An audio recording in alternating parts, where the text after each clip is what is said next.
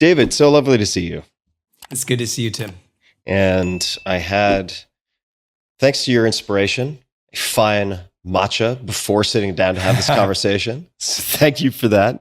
Well, I'm honored to inspire you on something like that. So you inspire so many. I'm putting together the coffee matcha alternating schedule, which seems to be working very well for me so far. So thank you for that. And I'm excited to have you on this show for many reasons, one of which is this is in a way a debut, an audio long form debut. So I'm very thrilled to be able to explore a lot of these things that will be scratching my own itch in terms of asking questions that follow my curiosity. So let's begin, not exactly at the beginning, not at conception, but a beginning of sorts. And that is with Maisel Ovitz. How did you first connect with Maisel Ovitz, and who is Maisel? In the mid-1990s, Maisel Ovitz was the most powerful person in Hollywood/entertainment by far.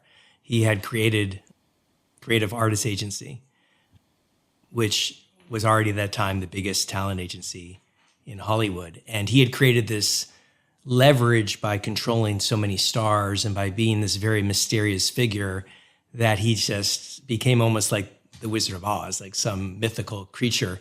And I remember I was debating a career switch. I was working in consulting for entertainment companies with Boston Consulting Group at the time, and decided that my love of Hollywood and movies, I had to move out to Hollywood and really try it and not have regrets. And he was on the cover of Business Week, and I just cold called him. I sent him a letter, old-fashioned paper resume, went to Kinko's to print it out, and I was granted a 5-minute interview and flown out to LA. And so that was the first meeting. I remember he put me up at the Beverly Hills Hilton, and he made me stay 2 days waiting for the meeting. Like it just kept getting delayed, So to dig into a few aspects of that, we're talking about the Wizard of Oz at the time. Right. Wizard of Oz in entertainment, a power broker of high order. He must have been having everyone and their grandma and cousin trying to get a hold of him. What did you say in your cover letter, or what was it in your resume? What combination of factors do you think led to you being granted an audience with the Wizard of Oz? I think I pieced it together after a while. I was fortunate to have a stellar resume, but so do a lot of people that I'm sure were approaching Maisel at the time. And it was, in retrospect, I think I can say this now, Maisel had been hired by Matsushita, the Japanese company, to secretly analyze and potentially sell their holding of Universal Studios, which they had bought years earlier. So I was in the right place at the right time. He, as a great agent would do, he sold that assignment, but he didn't necessarily have people that could do the work for him. And all of a sudden he got this Harvard MBA resume of some guy saying he'd be willing to work and take whatever. And, in many ways, I think it was just really fortunate timing that it came across his desk then.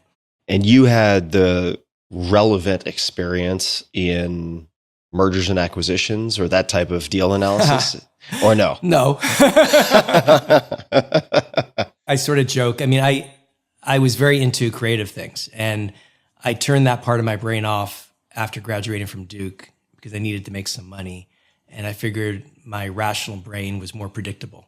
And so I went to HBS, and I had the Harvard Business School moniker, and I had a couple of years at Boston Consulting Group. But I think once I learned Maisel and once I started working with him, that was the first job, which was to secretly help him on that assignment, which was amazing as your first job in Hollywood, to have this huge secret you couldn't share with anybody in town. I had an office way in the back, so none of the other agents would know what I was doing.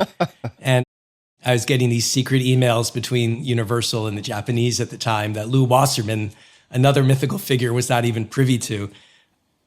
So it was a blast. But I think he he enjoyed having his token Harvard MBA by his side that he could offer up to his clients. And he did. I was there for whatever that moniker might deem to be useful for whether it's Tom Cruise or Warren Beatty or a company like Matsushita.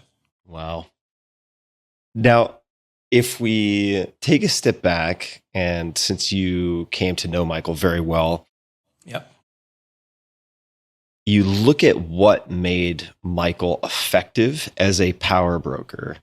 Mm-hmm. What are some of the ingredients that made him so effective? And your description as we led into this made me think of perhaps other comparables. I'm sure very different people, very different businesses, but say like Larry Gagosian in the art world, or others who in these fairly opaque, somewhat opaque industries, just develop relationships that give them an incredible degree of leverage.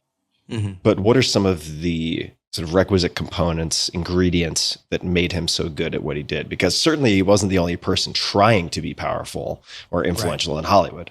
No, it's interesting, Tim, because I ended up being, I was employee number 400 out of 400. I quickly, because of this secret project and the fact that it became pretty obvious he was also considering leaving CAA to run Universal to whoever bought it, which was cataclysmic at the time. So I had this secret, and we flew to Japan and all that kind of stuff together. So I became to his right-hand side and stayed there pretty much through 1999, 2000. So 4 or 5 years. And I saw what he's notorious for, right? Which is a tenacity and a focus and a work ethic that would not let anything but his success happen, which was combined with a level of street smarts on how this town works and a ability to amass leverage and perceived leverage that caused his wishes to get executed one way or the other. And then also combined with amazing use of PR to create this mythical image of himself. And personally, I was able to watch that because Michael is a controversial figure, and that's very clear from the history. But I was able to look and see where we were similar and where I might want to take a different path in my own career. But if it wasn't for Michael hiring me and giving me that break, I don't think I'm in a position to do Marvel Studios ever, right? So he helped.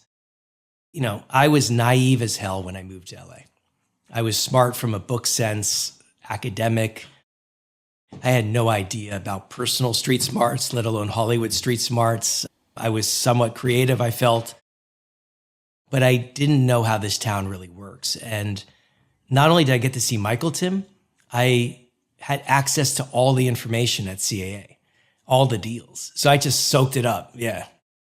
So I'm going to pick a little bit more at the origin story, not in a critical way, but in a curious way. And if you have to speculate, feel free to throw in the caveat that you're speculating.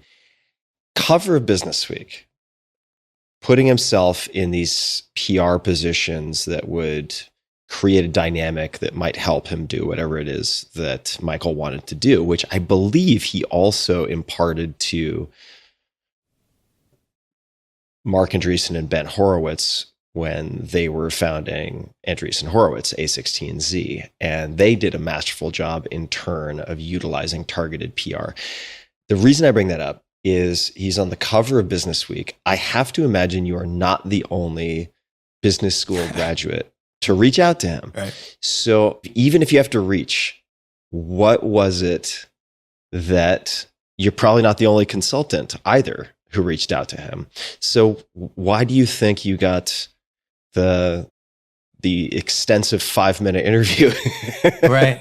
Well, there's two questions. There's one, why the interview? And the second, which I think you're related to too, which is why get hired, right? Yep, totally. The interview one, it's a good question. Nobody's ever asked me that before. And it wasn't like I went through 3 people to get to Michael. The interview, I think I spoke to a couple other people that same day, but Michael was on my schedule. right? So I had my time with him. In that it was no more than 10-minute period. I do remember connecting. Like, I don't know how, but I think he saw my tenacity, that I was willing and committed to do what needed to get done. And you saw that through stories of projects assignments that you'd worked on in the past? Or it was just a feeling? Can't recall what he talked to me about, but I'd gone to Duke. I was number 2 in my class. I was on the board of trustees when I graduated as a student, a full board member. That's wild. Accepted right into HBS. Yeah, it was great. I produced the Broadway at Duke series, and not that matters, but it was relevant to entertainment. But you're right. I mean, a lot of people have great resumes. And I think it was the energy together. But something I've never told anybody is he didn't hire me right away, right? So that interview happened. I didn't hear anything back for a while. And I started interviewing with other people. I remember I had a job offer from David Stern at the NBA, right? Which was, wow. I mean, we were just talking about the Celtics, but this was like I had an interview with the commissioner of the NBA, and he hired me to be vice president of entertainment. And I remember he offered me $50,000 a year. And I was like, Mr. Stern, how can I live in Manhattan at $50,000 a year? He's like, don't live in Manhattan. That was his answer. He's like, And I actually interviewed with Marvel and got a job offer from Marvel at the same time as head of business development when it was owned by Ron Perlman. I remember their Manhattan offices. And then I got an offer from McKinsey, which was triple the money, which I needed to be a media and entertainment specialist for them worldwide, like a new position. And so I literally accepted that offer from McKinsey, moved to New York City, and started on a Monday. I wrote a letter, an email, I don't forget what it was at the time, to Michael and a guy named Sandy Kleiman saying, guys, just so you know, I accepted another job at McKinsey, right? And on Wednesday, I got a phone call from Sandy Kleiman, who was working for Michael, saying, is it too late for you to join us? And I gave notice on Thursday. So I was at McKinsey for 1 week. So I don't know. And Sandy gave me a note from Michael on top of the letter I sent saying, is it too late to get David? So I think it was timing. It really was the timing that pieced things together. But I can't explain it. Little scarcity doesn't hurt either. Yeah. Having a bunch of excellent offers doesn't hurt. Yeah, with him, though, you're right. Your sense that he was at the center of attention and had his selection of things. I do think in my career, when I look back on it, I was very fortunate with some timing issues, both with Michael and eventually with Marvel. I had to create both jobs, and I'm proud of that, but I also approached them both at the right time. I think anyone who has ever been on this podcast who has achieved outsized success, if they're being really honest, has to admit there is a huge factor of timing. Yeah. Which doesn't demean or minimize the hard work required to translate that into amazing outcomes. But nonetheless, it's an ingredient. So let me ask you just a few more questions about that period. And for people listening who are like, we want to talk about the creative stuff, we're going to get to the creative stuff. But understand, from my perspective, this is all creative stuff. And I'll give you a sense of what I mean. For those people who don't have context, McKinsey, BCG, Boston Consulting Group, these are, for many graduates of good schools, coveted jobs, highly competitive jobs. They're also firms within which, if you play your cards right and you keep your head down, you can make a lot of money. And it takes time, but that is one potential option. And it would seem to be more predictable, perhaps more perceived as more secure, stable than some of these options you were looking at. Yep. What led you, and a lot of people go into consulting or investment banking for that matter, and they say, I'm going to do this just for a few years, get exposure to a broad array of industries, and then I'm going to forge out on my own and do something entrepreneurial. That doesn't always happen, as you know. Yep. What contributed to you at that time deciding to branch, ultimately recognizing you did accept the job at McKinsey, but then ended up with Michael, but nonetheless, to explore options outside of consulting? It was very personal. I wish I could say I had realized this on my own, but my older sister, passed away at a young age. And I saw impermanence and I saw the fragility of life for the first time. And it did affect me. And I knew I wasn't completely happy not being creative, not at least trying to be out in the middle of the action and in the arena, and quit BCG soon after that. So when I wrote Michael that letter, I was back home living with my mom, which wasn't, now that's like popular to do. Back then it really wasn't. You know? And I ended up taking the McKinsey thing because I had run out of money that I had saved from BCG. So I was forced to take something. I think I tried to learn poker at the time. I was losing some money at the games that were going on. And so it was a gift from my sister, frankly, to make me realize that we should try to live to minimize regrets if possible. So sorry to hear of that. And I imagine that must have been really challenging for your whole family and for you. It was really a beautiful gift, though, because I think I might not have the backbone to, like you say, a lot of people talk about branching out, but you can get really secure at those places. And I was headstrong. In fact, when Michael offered me the job, he said, "What are you making at McKinsey?" I told him, and he said, "Okay, we'll match that, but there's no guarantee. I can fire you tomorrow." So it was a gamble. It was definitely a gamble. How am I supposed to live in Manhattan? Don't live in Manhattan. Yeah, especially from the commissioner who had just signed this huge deal with the owners. It's like, come on, you're not shy for money at the NBA. This is kind of an amazing answer, though. You're like, I can't really, hard to refute, in a sense. Let's come back to something that you've mentioned in passing, but the creative interests that you turned off in favor of developing or honing in on your rational, analytical mind. What were those interests? It was primarily when I grew up, acting and theater. I was an actor in high school and loved live theater. And luckily, my career brought me to have the chance to produce multiple shows, which I've really enjoyed. And I also just love culture and entertainment. Star Wars was a huge impact. So the idea of crafting mega cultural movies, to me as a creative producer, as a business producer combined, was really exciting. Yeah. And so it was really show business in general. And I knew my acting skills were not that great. They're pretty bad. But the idea of being a creative producer on Broadway or film, that's what seemed the most exciting to me. So I want to quote someone and then get a little insight from you. So this is a quote from, I believe I'm getting the pronunciation right, Kevin Huvain. Yeah. As quoted in the New York Times.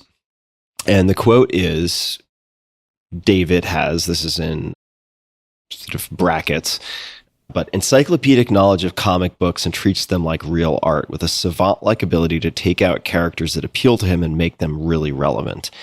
When did your relationship with comic books begin? Early. I mean, it was probably like a lot of us, something I loved as a kid, probably when I started turning 5 or 6, and Marvel specifically, but overall comic books and Iron Man specifically. But a lot of characters. I'm excited to see the new Flash movie that's coming out. Yeah, and it was something I remember my mom, I used to joke with her recently before she passed that, she would tell me to stop reading my comic books and focus on schoolwork, right? And it turned out to be my career. So it was pretty ironic. And Kevin, who gave that quote, I remember being touched by that because when I joined CAA, back to Michael, Kevin Huvain and Brian Lord and Richard Lovett, the three people who are predominantly running CAA today and took over the firm when Michael left and are arguably some of the, if not the most powerful agents in town. We sort of grew up together in the mid-90s, working for Michael. And it was an unexpected quote when I saw that. But it was nice to hear his kudos coming from his position. And yeah, and I guess we did do some deals, like Natalie Portman was his client who was in Thor, and many others as well from CAA. Yeah, so comics were always an interest. Marvel specifically, Tim, was a fascination with me. And so even before I got that job offer, when I was talking to Michael, when I was at business school, like over beers, some of my friends and I were like, we need to leverage buy out Marvel from this vitamin company that owned it. And it was completely tilting at a windmill and nothing came from it. What a fun windmill to tilt at, though, while you're slamming back beers at HBS. Yeah. That's great. Exactly. Wow. Foreshadowing. I think that's what they might call that. Before we get to Marvel, what are other lessons that you learned either from Michael or just during that chapter of your Hollywood experience? I would love to just know what kind of principles or lessons you ended up absorbing, best practices, anything that comes to mind. Tim, I think there's a couple that I'll point out. One was Michael really taught me how to work with the creatives of this town because he put me in front of them. I remember it might have been the first or second time I was ever with him at an industry function.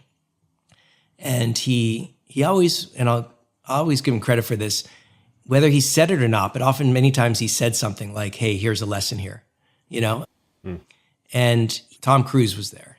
And he introduced me to Tom Cruise and he said, we'll be right back. And he took me to the bar and Michael ordered drinks for Tom and whoever he was with and brought the drinks back for Tom and whoever was around him at the time, like, whether it's his assistant or girlfriend at the time, I don't know. And he mentioned to me, just remember, we're always in the service business. Remember who's our customers are. And the fact he did that personally and didn't ask me to go do it or somebody else was like, whoa, this guy is at a different level. And I remember the second day I was there, he brought me into a meeting with Bill Gates at the time, and they talked about creating like a competitor to AOL. And, I saw how he dealt with the tech, and which, as you hinted, became a big part of his life later on. And he always was on the cutting edge of technology. So he opened my eyes to keeping an eye out to what's going on with tech and entertainment and how those two industries are still trying to figure out how to work together. And Michael was sort of ahead of the time on that. And then I guess third was, all of us have to figure out our personal style and approach. And, I saw how there's choices to get made on how you sort of learn about Hollywood and progress through Hollywood, right? Mm-hmm. And that to me was eye-opening because I also realized I wasn't very good at that game of like using leverage or, the politics of what needs to get done in any entity, but this time specifically Hollywood. So it was an eye-opening lesson for me. I asked a professor of mine at one point what it was like working in DC because he ended up being a congressman and spending a bunch of time in politics. And he said, it's like Hollywood, but with less attractive people. And I always thought that was hilarious and probably accurate on some level. You have said before, this is from the Financial Times, that to be really successful in Hollywood, and you already alluded to some of this, one needs to be very good at business fundamentals, managing the creative process, and street smarts to understand the town. Could you give an example of each of those, perhaps case studies, times when you absorbed lessons related to any of those? The business fundamentals, managing the creative process, and street smarts to understand the town. Yeah, and the first one, business fundamentals, it became pretty clear to me that that was an area that Hollywood was not very focused on. And to this day, you probably can make the same case if you look at some of the enterprise values of the studios. But the idea of shareholder value, the idea of what creates a Disney to be worth more money or a Universal, how do you value a business? The idea of a value was foreign to people.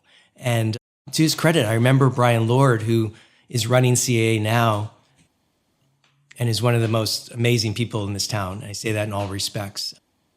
But I remember him pulling me aside back in 1995 and asking me to tutor him on financial statements and shareholder value and all those types of things. And now he's running this huge agency, you know what I mean? But he also saw the same thing and was wise enough to realize it was something that he could use to his advantage once he learned it.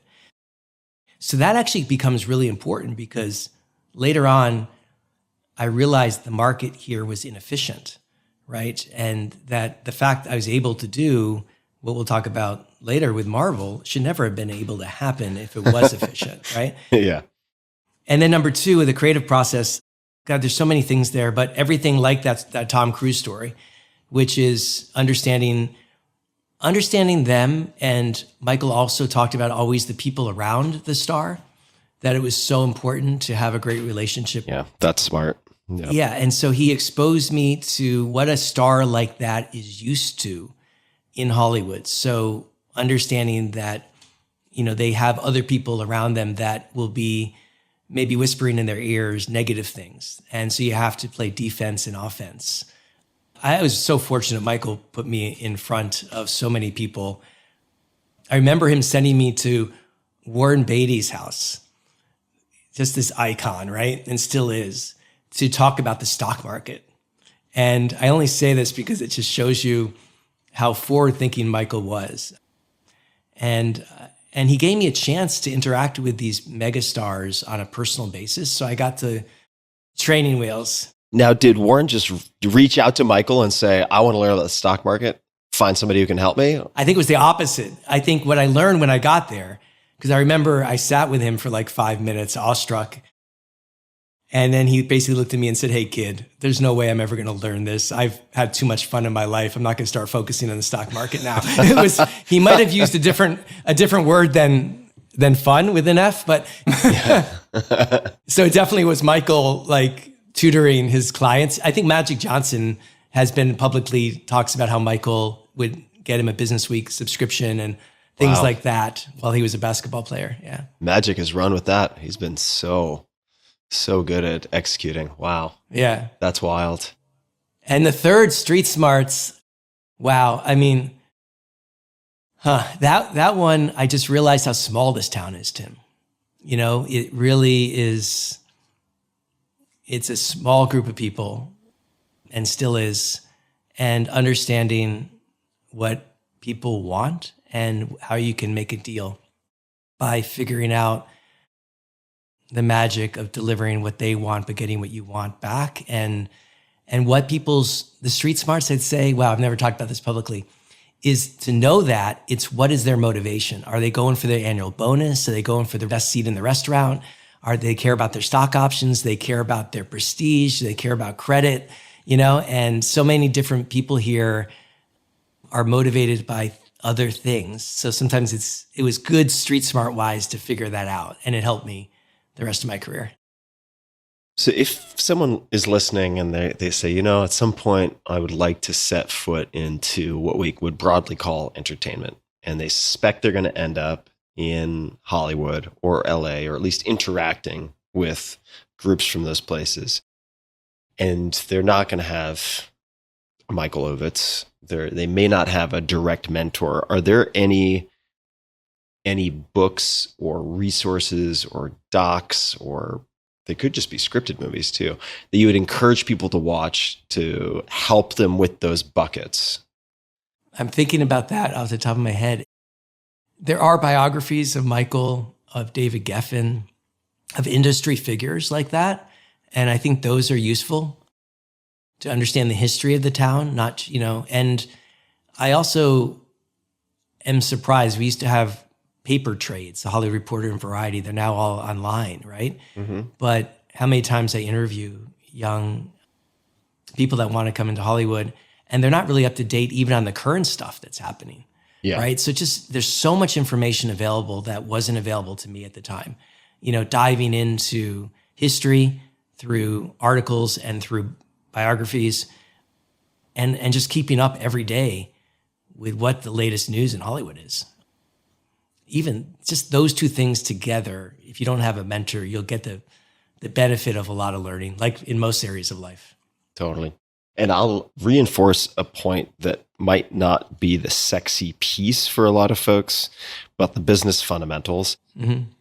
It's, if you want to, as you have done, and we're going to segue shortly, capitalize on inefficient markets or asymmetric upside opportunities, having a grasp of just a handful of fundamentals is so incredibly valuable. And another example of that would be Bill Gurley, who's a spectacularly successful venture capitalist and famous mostly, well, I shouldn't say mostly, but he's associated with Benchmark. And he came from Wall Street, having developed these different valuation models, or at least used all sorts of tools for establishing value, and got to tech in Silicon Valley and saw what you saw in Hollywood. It's like, wow, Yeah. people really aren't tracking this stuff. And being able to sort of retrofit those to this new environment allowed him and his partners to find some incredible opportunities. Exactly. So let's talk about Marvel. How does Marvel enter the picture? Well, what happened, and it relates to CA and Michael, is Michael did not take the job with Universal. We sold it to Seagram, to Edgar Bronfman. And famously, Michael was supposed to run it and ended up not getting the job. And it was given to Ron Meyer, who was Michael's partner at CAA. And it was somewhat Shakespearean because Michael and Ron were so close. And perhaps there, as the papers say, Michael might have overasked for what he wanted from Edgar Bronfman. But he hired Ron Meyer, who ended up spending 20 or 25 years or 20 years running Universal Studios. Everyone thought then that Michael was going to stay at CAA. But then he decided to go to Disney and be president of the Walt Disney Company with his friend, Michael Eisner, who was CEO. That was cataclysmic in Hollywood. I remember walking to a meeting that Michael called early in the morning to announce this. And then later that day, he called me to his office and he invited me to join him at Disney. I had a job offer from Ron Meyer to go to Universal as well. And the third option was to stay with the new owners of CAA, Kevin and Brian and others. I love Disney. Like, I grew up loving the Disney parks. We haven't talked about this, but when I graduated from business school, the job offer I turned down when I went to BCG was for the Walt Disney Company for strategic planning. Tom Staggs, who ended up almost becoming CEO, was in the waiting room with me at the time. And so I always had this interest in the Walt Disney Company, and Michael was my guy, right? And here's my idol now asking me to join him in his new chapter. So that turned out to be critical because I then got to spend a couple of years at Disney where it was like your dad was the president, right? So you had open access to everything, you know, like I did at CAA. Now I'm in a studio and I'm seeing from a studio perspective all the games that are played and all, you know, how they view the world.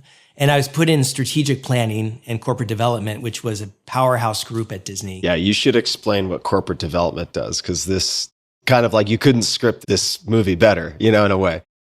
Corporate development at Disney was Michael Eisner had this group of people that controlled strategy in every major move under him, and they would work with division heads. And essentially it was his way to centralize major decisions at Disney and sort of control those decisions. And I was put in an office, you know, next to Kevin Mayer, who ended up almost becoming CEO, Tom Staggs, who I mentioned. And so we would go to meetings with Michael Eisner and Michael Ovitz, and I was Michael Ovitz's guy. They were Michael Eisner's guys. And we'd come back and we'd all get our phone calls. And it was just a crazy fun time. They just bought ABC. And I remember Michael Eisner saying, and Ovitz, David, what are you interested in? And I said, well, sports and ESPN is sort of cool. I'll help out ABC. And because of that, I was the liaison on corporate development with Bob Iger, who was the president of that division at the time. And Steve Burke, who was his number 2 guy, who became the head of Universal Comcast later on. So I was so fortunate to be exposed to so much in a 2-year period, Tim. Good and bad about what happens at a studio like Disney. And that's one of the things my job was to recommend acquisitions.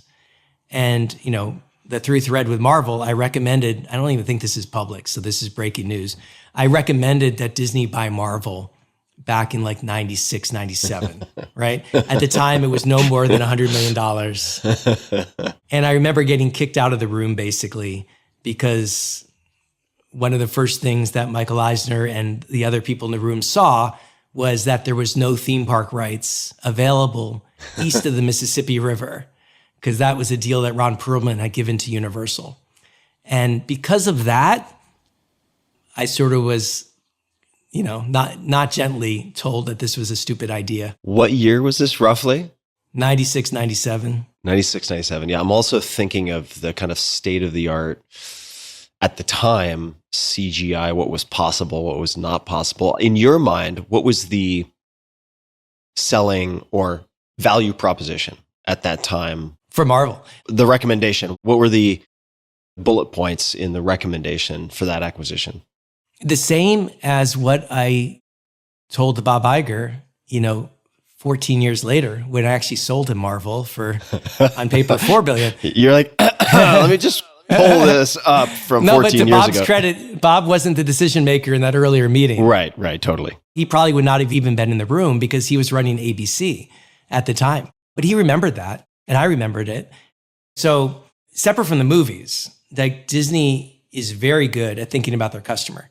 And they're very strong with all of us as babies, right? And we all love Disney. And then normally guys start not liking Disney when they're early teenagers, right? It's not cool anymore. And traditionally, that happens as well with females at a later age, but at some point you lose interest in what you loved as a kid. And then it comes back when you're a young parent, right? And you have your own kids. And so there was a huge gap, especially with guys, between like age 12 and age whenever they have kids, that Marvel was very strong with, right?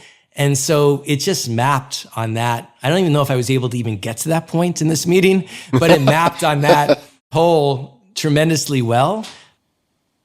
And that was the driver at this time. And then obviously all the stuff you could do with the Marvel characters. And I was starting to dream then about Marvel films in a bigger way. But that idea came to me actually later, a few years later.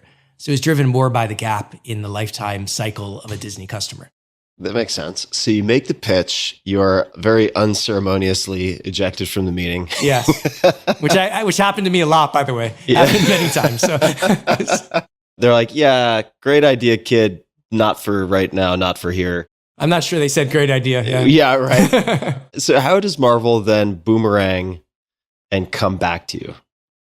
Michael got fired by his best friend from Disney in like 97, 98. And there, to make a long story short, he again asked me to join him in this next venture of his career.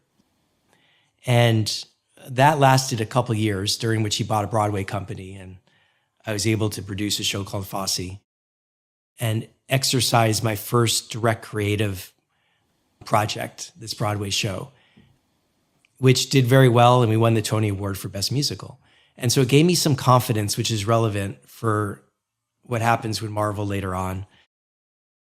And then I chased some internet money from 99 to 2001. A very famous investment banker, very well known in Hollywood, named Joe Ravitch, who was Goldman Sachs at the time, set me up with a John Malone company. And I lived in London and Amsterdam for 2 years, which was great. And also scary because the dot-com crash happened in the early 2000s. And then I came back to LA and I was ready to get back into traditional business. And I went to work with Ari Emanuel and Patrick Whitesell, who was a great agent who had an office next to me at CAA. And they had just started Endeavor, what is now William Morris Endeavor, this huge company. And they offered me my first real payday to work for them for 2 years. The reason that's relevant is, besides Ari and Patrick being amazing guys and shows you how small this town is and they still run that company, I knew I never wanted to be an agent long term. And so when that 2 years started coming— Why is that? It wasn't intriguing to me in an agency, like in a consulting firm or a law firm, there was a role for someone like me that was a wild card for a period of time. But the real power and money came if you represented clients and you could show that you're bringing in direct revenues. And that wasn't what I did. And I also had my own entrepreneurial desires. And it was in 2003, when I knew I had a couple months left to go with Endeavor, that I sat down for a weekend and figured out what has become Marvel Studios and started that path in my life. Okay, I'm going to inflict something horrible on my audience, but I can't help myself. So this is going to be one of those dun, dun, dun, like cliffhangers on page 22 of a comic book. So Marvel, we're going to come back to Marvel, yes. But I have to very selfishly ask you about your side path into Broadway and theater. And I say selfish because this, I don't think is known. I don't think I've mentioned this anywhere. So this is a first also that I have over the last few years become one of the larger investors in a theater production. And it's the first time I've ever become involved with that. And they did a run in Pennsylvania, their first commercial run. And now they're going to be opening a much larger production in Chicago in the next few weeks, in fact, as of the time of this recording. For people who want to check it out, personalitymusical.com. It's the story of Lloyd Price. And if you don't know that name, you should know the name. It's pretty bananas how many cultural sort of milestones this man touched. In any case, it seems like a very tough business. Even the deal structures have all sorts of terms that I had never heard before in my life. Mm. It's very different from, say, early stage tech investing on a multitude of levels. And yet, it seems like a beautiful, powerful vehicle and art form in so many respects. What would you say were key decisions or events that inform the success of Fosse? I think personal passion in everything that I've done. When I look back at it, I get very focused on whatever project I'm working on. And I think I do better if I really love it. And theater and the excitement of live theater, which you're now experiencing, which is so cool with that project, however it works out, is really indescribably hard to replicate. It's a little bit like a live action film shoot, but more unpredictable. There's an audience there. It's an animal of its own. So that was number one. Number two, I enjoy, I guess, telling stories that have some sort of meaning to me and relevance. And this was Bob Fosse, who was a very complicated man, arguably one of our best choreographers in America ever, and probably one of the best ever on Broadway. And there's a movie called All That Jazz, which I will recommend to everyone to watch if they haven't seen it, with Roy Scheider and Jessica Lange, which he directed, which is really weird. Biographical story about himself because he predicts his own death. Oh, wow. He also was a great film director. He won the Academy Award for Best Picture, I think for Cabaret. And when I learned about this guy's life and saw that he died of whatever substance abuse and womanizing in his lifestyle and had a very tragic end, I thought that was a really interesting story to tell. And then third, he was known for his sensuality of his dance. And it was like, whoa, I had never seen anything like that. So the ingredients made me believe that telling this guy's life story through through his own dances could be a really cool Broadway project. I never thought we'd win the Tony for Best Musical because we had no dialogue in the show. It was literally all his dances and the different phases of his life. And the other part I'd say is, and it's sort of similar, I'm not afraid to use creative and business in a decision. A lot of people in Broadway or any place in entertainment are so afraid of that because your title is suit if you talk about profits. If you want to be creative, you have to ignore that and be above all that. So the creative mystique is so subjective that people have. In most cases, there's not real accountability unless you like actually draw something or write it yourself. But I knew that a story, a dance musical, would be very inexpensive. Both its original setup costs, the set itself, it's just basically a black stage and 2 prosceniums. The dancers are... What was that term you used? The blank stage and then... I think it's proscenium. It's like the arches in a theater. Okay, I hope I'm saying that correctly. I got the image though. Yeah, I think it was like $3 million to set up our set, right? Which some musicals are way higher. And then the running cost of the show was really low because it was 32 amazing dancers, but no superstars. And so it was also a show that was easy to tour, like you're doing with your show. And so I understood the economics of Broadway. And this was a chance. The company that Michael had bought was technically basically bankrupt. So we didn't have a lot of money to spend on a show or market it. So out of all the stuff we could do, I saw that the company owned the rights to this project, and I picked that one for us to focus on. So I was producing that at night and running the company during the day for about 2 years. For people who don't know, and wink, wink, might even be me. I'm sure there are others out there. The word producer gets used in all sorts of contexts in movies and TV and theater. What does it look like for you at the time to have been producing at night? What were you focused on? Yeah, so you're exactly right. There's not accountability in general in entertainment, and titles can mean nothing or everything, right? So I'm glad you clarified that. I don't know what the name is for what I do, but I've been lucky enough with Fosse, with Marvel, with my projects post-Marvel, to conceive of the idea, basically, or see something like Marvel that exists that has some legacy, or Fosse rights of, and to envision, I guess the first step is vision what the project could be, and something that perhaps other people hadn't seen. And then when I produce, it's literally probably not liked by many people, but it's micromanaging all the various relevant major creative decisions or business decisions, which might include bringing in huge creative talent, which I did on Fosse. I brought in his ex-lover, Anne Reinking, to direct, who had a lot of the dances in her head. And I was dealing with Gwen Verdon, his ex-wife, and his daughter, Nicole Fosse. I like to define it, there's no Fosse musical if I don't make it. And there's no MCU or Avengers if I don't go to Marvel.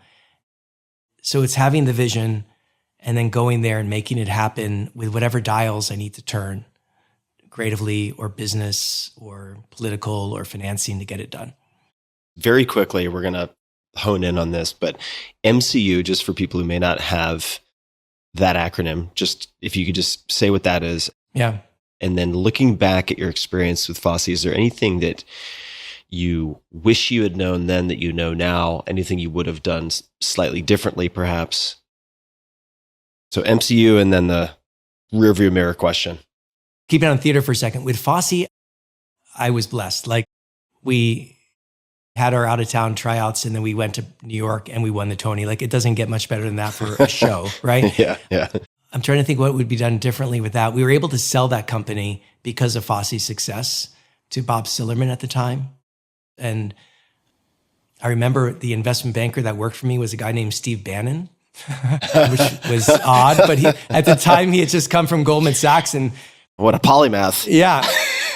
He did a great job as my banker and got the company sold. So, and when his name popped up later on in my life, I was, whoa, is that the same person? And it was.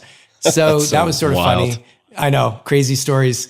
But I later on, if we want to circle back to it, I also produced the Spider-Man musical on Broadway, which famously lost like 50 or 60 million. I was going to say, cost a little more than $3 million to put the set together. Now, Marvel had no capital in it, and we had, I think, 10% of gross ticket sales. So we ended up making a significant profit from that production. And it was fantastic to work with Bono and Edge from U2. So there's a whole different animal, the Spider-Man musical, but I was involved with that as well. Yeah. Well, let's hit it straight down the fairway between these two poles.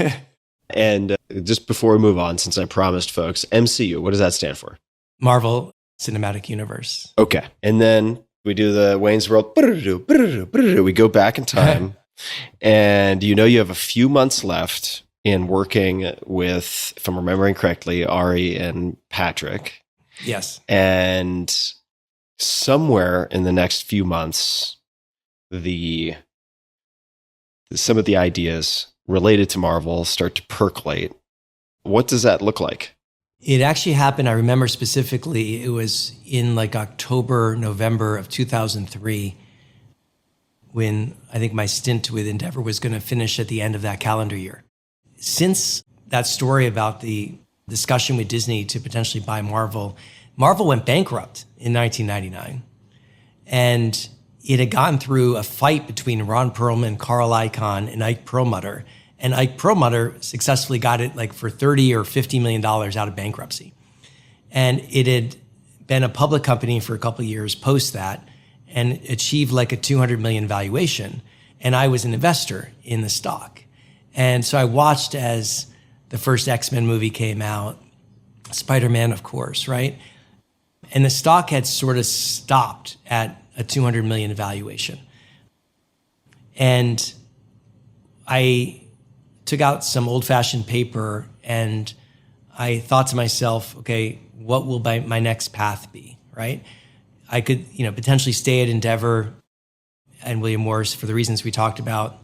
It was just Endeavor at the time. I decided not to do that, which I think Ari is really happy about because he very much wanted to buy William Morris even back then. And I was telling him all the reasons not to.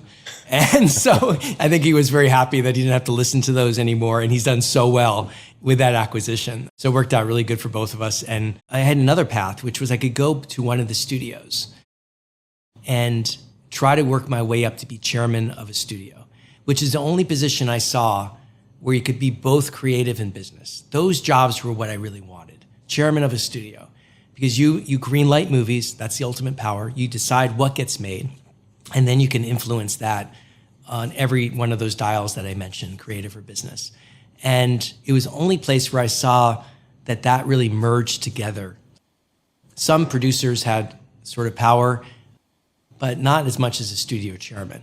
And so I thought about that path, Tim, and I realized I didn't like it. It wasn't like a law firm or McKinsey, which is somewhat of a meritocracy, not totally, but you at least logically you should proceed if you deliver results. I don't know what the formula is to become studio chairman. It's just, one person selected every 10 years, they're all in their 60s or 70s. And I knew it would be a fool's gamble for me to do that.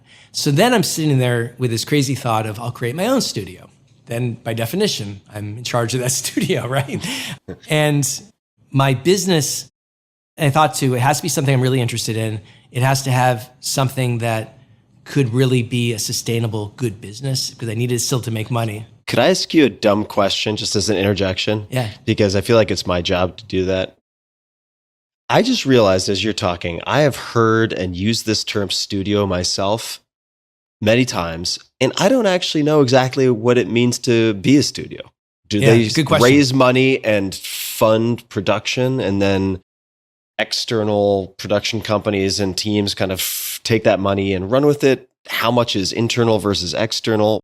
If you started your own studio, what would that entail? So what a studio should mean is that you bring all the elements to the table. You have the money, you have the properties, you have people that either make the films or hire producers. Properties meaning the intellectual property. Exactly. You either make the movies yourself or you internal producers or you hire other producers to do it. And then you market and distribute the films, which costs as much as making the movies for a major picture. And so at the time there was 6 studios, Universal, Disney, Fox, and so on, Sony. And they made all the movies. So every IP holder then and even now would license their properties to these studios. And so Spider-Man was famously licensed to Sony. Sony would make the decision when there's a movie, how much they're going to spend, creatively what it was going to be, and market and distribute that movie and keep the vast, like not the majority, but like 95% plus of the profits. Wow. So an IP holder like Marvel would only get a piece of the money, and they'd have like script notes, like certain rights, but nothing very heavy.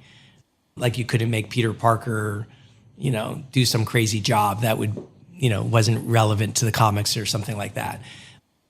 Marvel, and then normally ancillaries like toys would be split between the studio and the rights holder. So the way Marvel got to a $200 million valuation was off the toys of Spider-Man, or the toys of Hulk, or the toys of X-Men. Very little money from the movies. And I was frustrated with that as an investor. I didn't think it was a good model to grow enterprise value. And so I was very focused on Marvel right away. So luckily I didn't have to look at my second choice. I knew I was personally interested in it. And then I had this hypothesis or model at the time, which was I knew how bad the first movie business was. And you spend, in this case, $100 million on something, you hope people show up. Yeah, research can help you a little bit, but very little. It's pretty random. Stars at the time could maybe open the movie. But it's a pretty bad business. But the sequel business was amazing because statistically you could predict the revenues plus or minus something, and you could manage your profit margin, not whether you made profits. And so the big idea I had, which was now is called the universe, was what if after the first movie, every movie after that was a sequel or a quasi-sequel, which required all the characters or a lot of the characters to show up in multiple movies. And that led me again to Marvel because I knew about the vast universe of characters and that this would be a perfect way in my mind to make every movie after the first one a sequel or a quasi-sequel. And so it came up like over 24, 48 hours that weekend, the whole thing. And were you sitting in an ashram? Were you flying on airplanes? Were you having endoscopy? What was going on? It was very boring. Sweatpants, sitting in my rental apartment across from the park. I'm near Fairfax, where I still have my studio, the same building. Okay, so you're capturing all this on yellow notepad or yes, in your laptop or wherever. Then what? So it's like, great idea. I can see how this works. That was the good news. The bad news was I didn't know anyone at Marvel. I knew Marvel had licensed a lot of its properties like Spider-Man and X-Men. I didn't know how many that they had licensed beyond that. I had never made a movie before in my life, right? So there's a lot of things that were obstacles. And in the next month or two, I got an introduction to a man named Avi Arad and Ike Perlmutter, who were the two guys running Marvel, the public company at the time. How did you get that introduction? This is non-trivial. Yeah, it shows you how small this town is. My lawyer who negotiated my deal with Ari Emanuel and Endeavor was a man named Josh Grode, who was also Avi Arad's lawyer at the time. Yeah. And I told my lawyer my interest, and he said, oh, I can introduce you to Avi. Now, to show you how this town is really small, Josh is now the CEO and president of Legendary Entertainment, which is a big mini studio owned a lot by the Chinese. And so he's become his own studio chairman and pretty powerful company with the King Kong movies and other things like that. Yeah.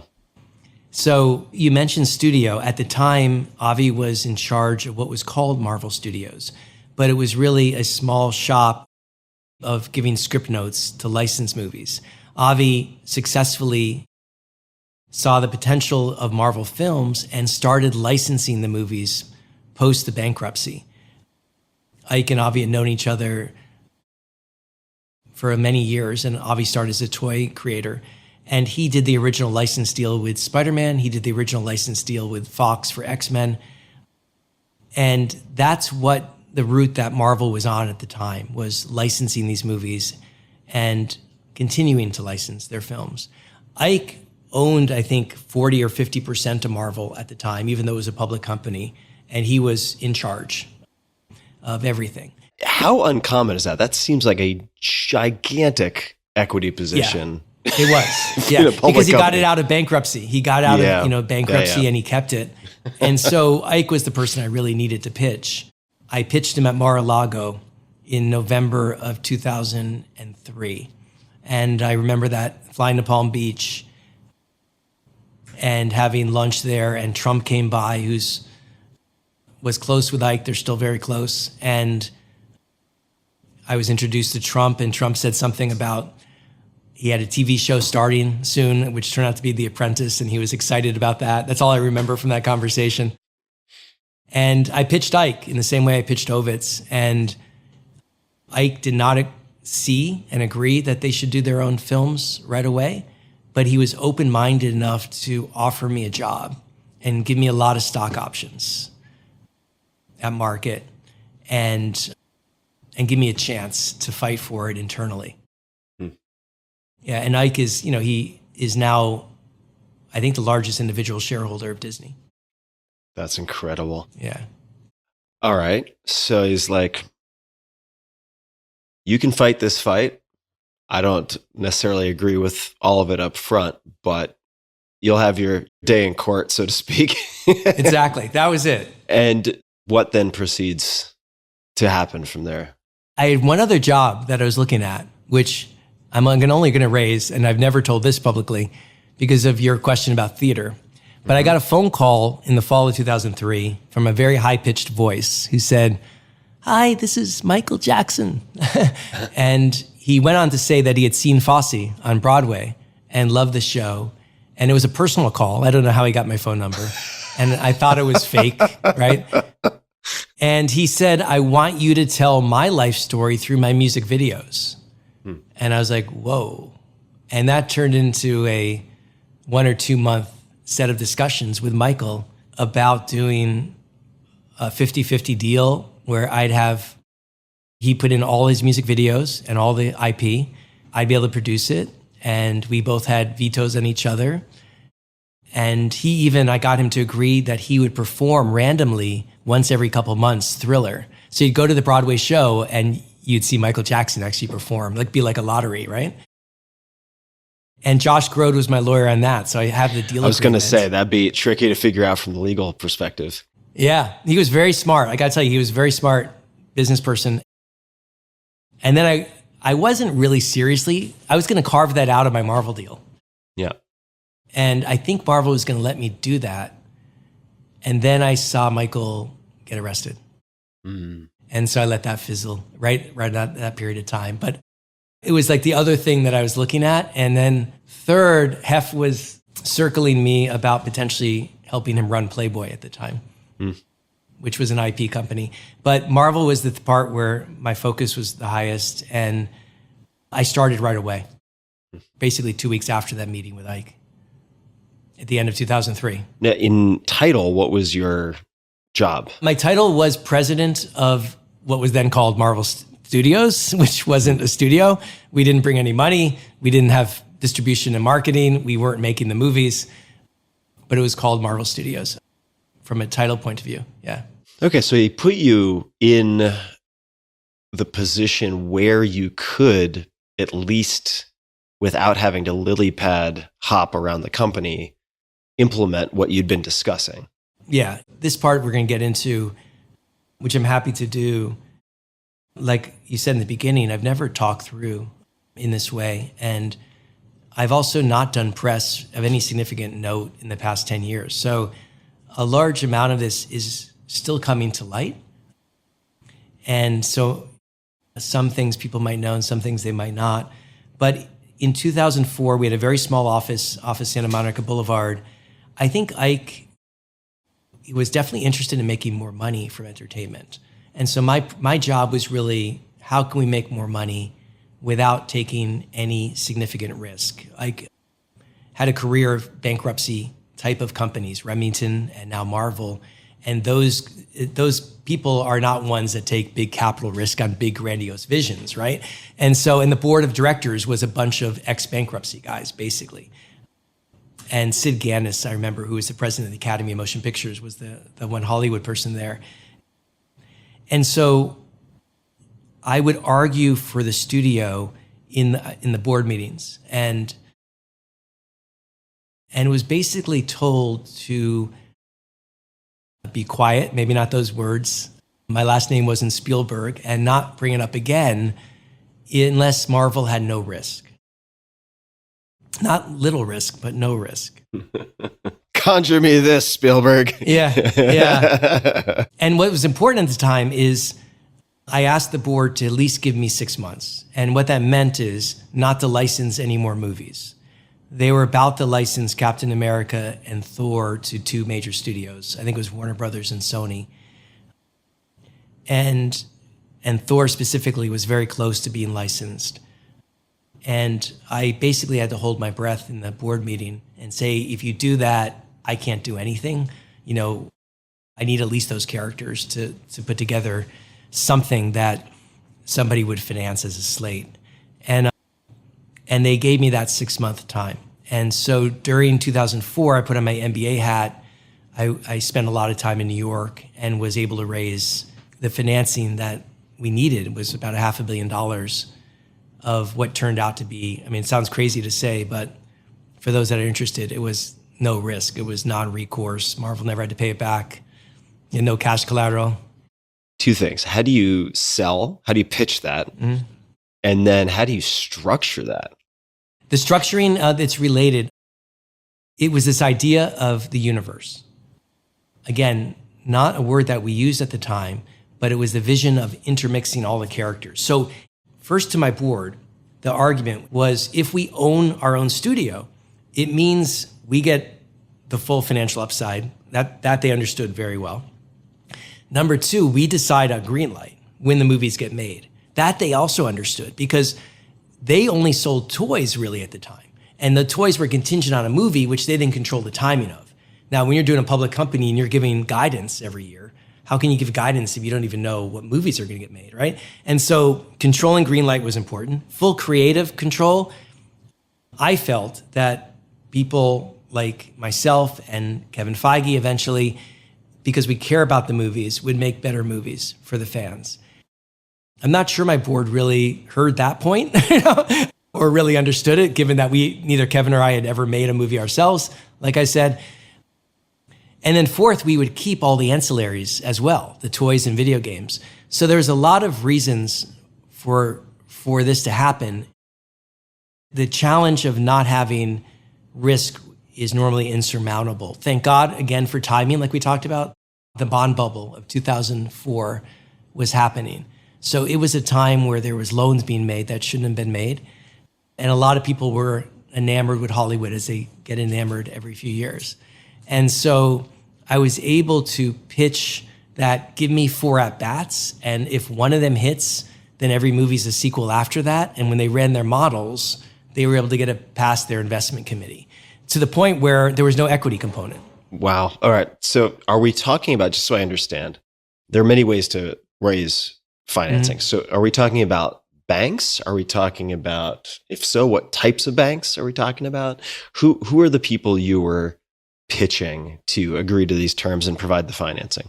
Pitched a lot of different entities, but it turned out to be Merrill Lynch, who took the gamble with us and helped structure it.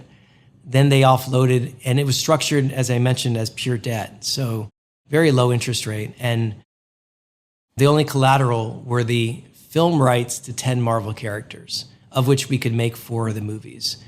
And a lot of people misunderstand that. They think we pledged 10 of our characters as collateral.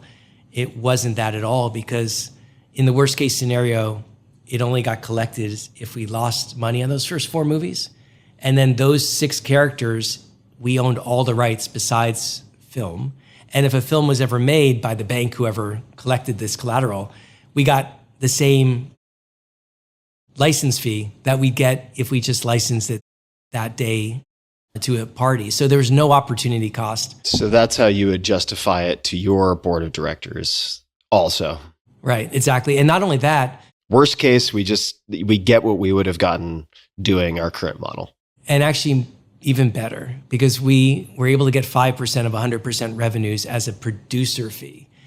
So even if the film lost money, we were making 10 to 20 million. And the bank let us keep all of the non-film revenues, like toys and video games, in a different waterfall. So even if the 4 at-bats lost, we were making 25 million per movie, and that's $100 million, and the whole company was worth 200. So it was not a deal that the board could say no to, but they also got enthusiastic about it by the end of 2004. Okay. So were there any hurdles with the board, or was it just so clearly delivering on the request of zero risk that there was just no defensible position they could take that would object to things? Eventually, when the financing came together. But it's important for Marvel fans to realize that it was tender at the time. If we were not able to raise riskless capital like that, the MCU might never have occurred. Or if I got there 6 months later and those other movies were licensed, it would have been too late anyways.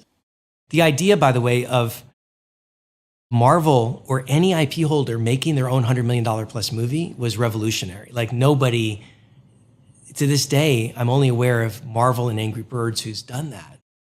And Angry Birds I was part of after I left. It was a crazy idea, Tim. And to Ike's credit, he did give me that audience. He sent me an email that I have behind me recently thanking me for my tenacity and basically said, I can actually read it, 1 second. This was after Avengers Endgame in 2019. David, the movie was a terrific accomplishment. And we know that it all started with you, your vision, and your tenacity in pushing to achieve that vision. The word tenacity is about those hurdles you just mentioned, right? It was tough. I mean, that was a huge hurdle to get over, having the correct financing that would work. I've never said this publicly. I could have showed up in the boardroom and given up half the equity and the same terms for the other 50% of the money. And that would have been easier to structure. And perhaps my board would not have cared. Half is better than nothing of the movie. And I was very greedy. I wanted Marvel to keep 100% of the upside because also I was one of the largest individual owners at that time with my stock options. And so I was very tenacious with Ike, but I was also very tenacious with Merrill Lynch that we keep 100% of the upside. And no deal is easy. They tried to renegotiate and make us put up a third of the budget some other way. And I was fortunate, I guess, to be able to convince them not to do that at the end. So it was very precarious for a while. And this was renegotiating years later after they had signed on the dotted line, or this was mid-process? We probably came to agreement in the fall of 2004 and closed it in the spring of 2005. And, things always get renegotiated until they're closed. Best way to put it, yeah. Now, all those guys, it turned out to be one of their best loans they ever made, obviously. Yeah, totally. And I'm friends with a lot of those bankers still. It was an interesting time. But that was only one of the things, because even with the money that came in, we still needed a distribution deal with a studio. All that money was contingent on a major studio putting up $150 million to market the movie. Before we get there, just a very quick question, keeping in mind I'm slow moving from Long Island. No worries. Takes me a minute or two. So I'm thinking of the numbers here. Company is worth, as a publicly traded company, I think you said 200 million, right? $200 million market cap. You're raising 500 million. To do that, I would love to know what the most important exhibits were and how the licensed films like X-Men and Spider-Man fit into that, if at all, right? Because otherwise it strikes me that it would be perhaps based on industry comps, but it would be considered potentially very speculative. You're right. I think a lot of people are now looking and learning that Marvel Studios was a relay race. Stan Lee and the original comic creators created the characters. And then the baton went to Ike and Avi specifically doing these license deals, and Ike supporting him. And then the baton in 2003 went to me. And then we can get to later on, I passed the baton to Kevin Feige in 2010, and he's still running the studio. But if I didn't have the numbers of X-Men and Spider-Man to point to and run scenarios to my board internally and to the bank, that what if, we just do half of those numbers or 2/3 of those numbers for their stress case scenarios. Mm-hmm. I mean, they never ran a stress case scenario like at doing 1/3 of those numbers. If they did, we would have failed. So they wanted this deal to happen.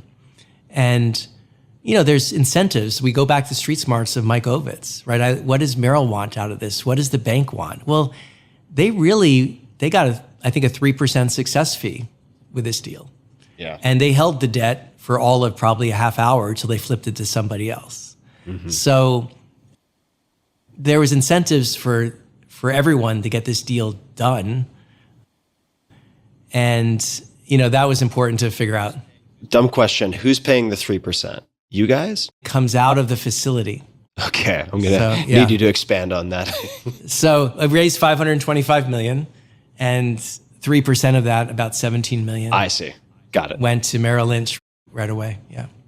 And who are they raising it from? I'm just wondering if they're like taking it out of one pocket and sticking it in the other, what that means. I learned this in real time doing this because we really didn't have a banker helping us on this deal too much. And so it was a man named John Turritson, who was the general counsel of Marvel, who is important to mention because he was the closest person and still is to Ike. And he kept my head in the game and he helped me get through this process. And, many times I thought of quitting. Ike probably thought about firing me. And I know he talked us both off the ledge many times. So if it wasn't for John, there's no Marvel Studios either. I'm either fired or I quit. Probably fired. Actually, it's a pretty detailed thing, but I was very greedy. I wanted the interest rate to be lower, and we got it insured by a company called Ambac, most of the debt. So it became AAA debt, which is then easy to sell to pensions and easy to sell to individual investors. Right. So Merrill turned around and it was packaged with AAA and they were able to resell it. But and I'm sorry to belabor this point, but no worries. My podcast is basically my continuing education for Tim Ferriss program. So coming out of the facility, is Merrill, are they basically reselling it and then taking their 3% after they have resold it? I guess I'm just trying to figure out where the success fee, how it comes out of the facility. I think they took risk because at the time the deal closes, they're obligated to put up the 525. So they got their success fee, I think, right at that time. And then they resell most of it to other people pretty immediately. I'm trying to remember back, this was 2003, 2004, 2005. They had risk when the deal closed.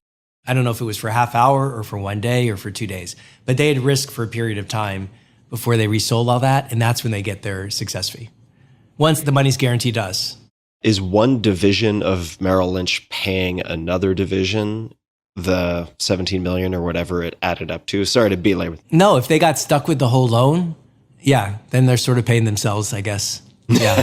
I didn't think about it that way. Yeah. Okay. Wow. What a world. I'm not sure there was a risk of that when it happened because most of it was insured. Yeah. Yeah, totally. Okay. This is a world that is largely foreign to me. But let's come back to, as you mentioned, the other very, very critical kind of leg on the stool, which is a distribution deal. Yeah. How did you go about securing that? How did you go about trying to pick, I guess, all distribution more or less the same thing, and it's just a different marquee name on the same function, and they kind of all perform the same way? How did you go about navigating that? Well, it was easy because we didn't have a choice to pick. Nobody wanted to be our partner. So at the end of the day, only one person said yes, which was Paramount, part of Viacom. But the way we got there, at the time, this is really important. In 2003, 2004, 2005, Marvel wasn't the Marvel it is today. So everyone that's listening, many people probably don't remember that Marvel wasn't this huge thing that it's been the past 15 years. And in Hollywood, if it was, by the way, I never would have gotten this opportunity, right? So Disney or somebody else could have bought Marvel for $500 million, much earlier if they wanted to. So the studios, nobody wanted to distribute these movies. It wasn't just Sony, it was Universal, And others, we had obstacles. Now, we wanted great terms, but nobody really believed in these properties. And Iron Man, a New Line, which is part of Warner Brothers, they had the rights for many, many years. And I think for 7 or 8 years, and never thought it was worthy to make into a film. And they let the rights expire and give it back to us. So oops. It was a very different world. Yeah. So why Paramount? When I was at Disney, I got to be friendly with a guy named Rob Moore, who was running one of the senior people at the studio at Disney. He was vice chairman of Paramount at this time. He was on his way to a Laker game, and I tackled him in the parking lot and just bugged him enough because he didn't want to be late to the basketball game that he agreed to, seriously, he agreed to have a meeting with me. And then Brad Gray was his boss, who Avi Arad knew. And so we sort of tag teamed these two men and convinced them that this was a good bet. And to your point, we showed them that they were the last money. They put up the last 150 million. They got the first 150 million back. So the film only had to do a percentage of X-Men for them to at least get their money back. Right. So they were sort of last in, first out in terms of preferences. Yeah. But even with that, nobody else wanted to do it. Aside from getting slide tackled in the Lakers parking lot, what was it, do you think, and maybe you already answered this and I just am too dense and it didn't land, what led them to say yes in contrast to all the others who said no? What did they see, or how did you refine the pitch that didn't exist in the other conversations? I think they listened. And Rob trusted me from our times at Disney. He knew me pretty well, so the past relationship helped. And he knew I wasn't careless with my analysis or my statements. And so at least for Rob, I can't speak for Brad, but for Rob, he understood, and when he finally listened to where the break even was for them, he saw it was a good bet, right? In the upside, he had distribution rights to I think 5 or 10 movies. In the downside, he basically broke even if the film didn't do well. And there's a lot of other games, studios make money internally, even on P&A. Could you just explain P&A? Print and advertising. So I remember Jeffrey Katzenberg had a distribution deal with Paramount, and he was running DreamWorks Animation. And he basically coached me on what terms I should ask for and mentored me on that. So we had a deal that was really good. There was no non-cash charges. There was no overhead charge to us. What is a non-cash charge?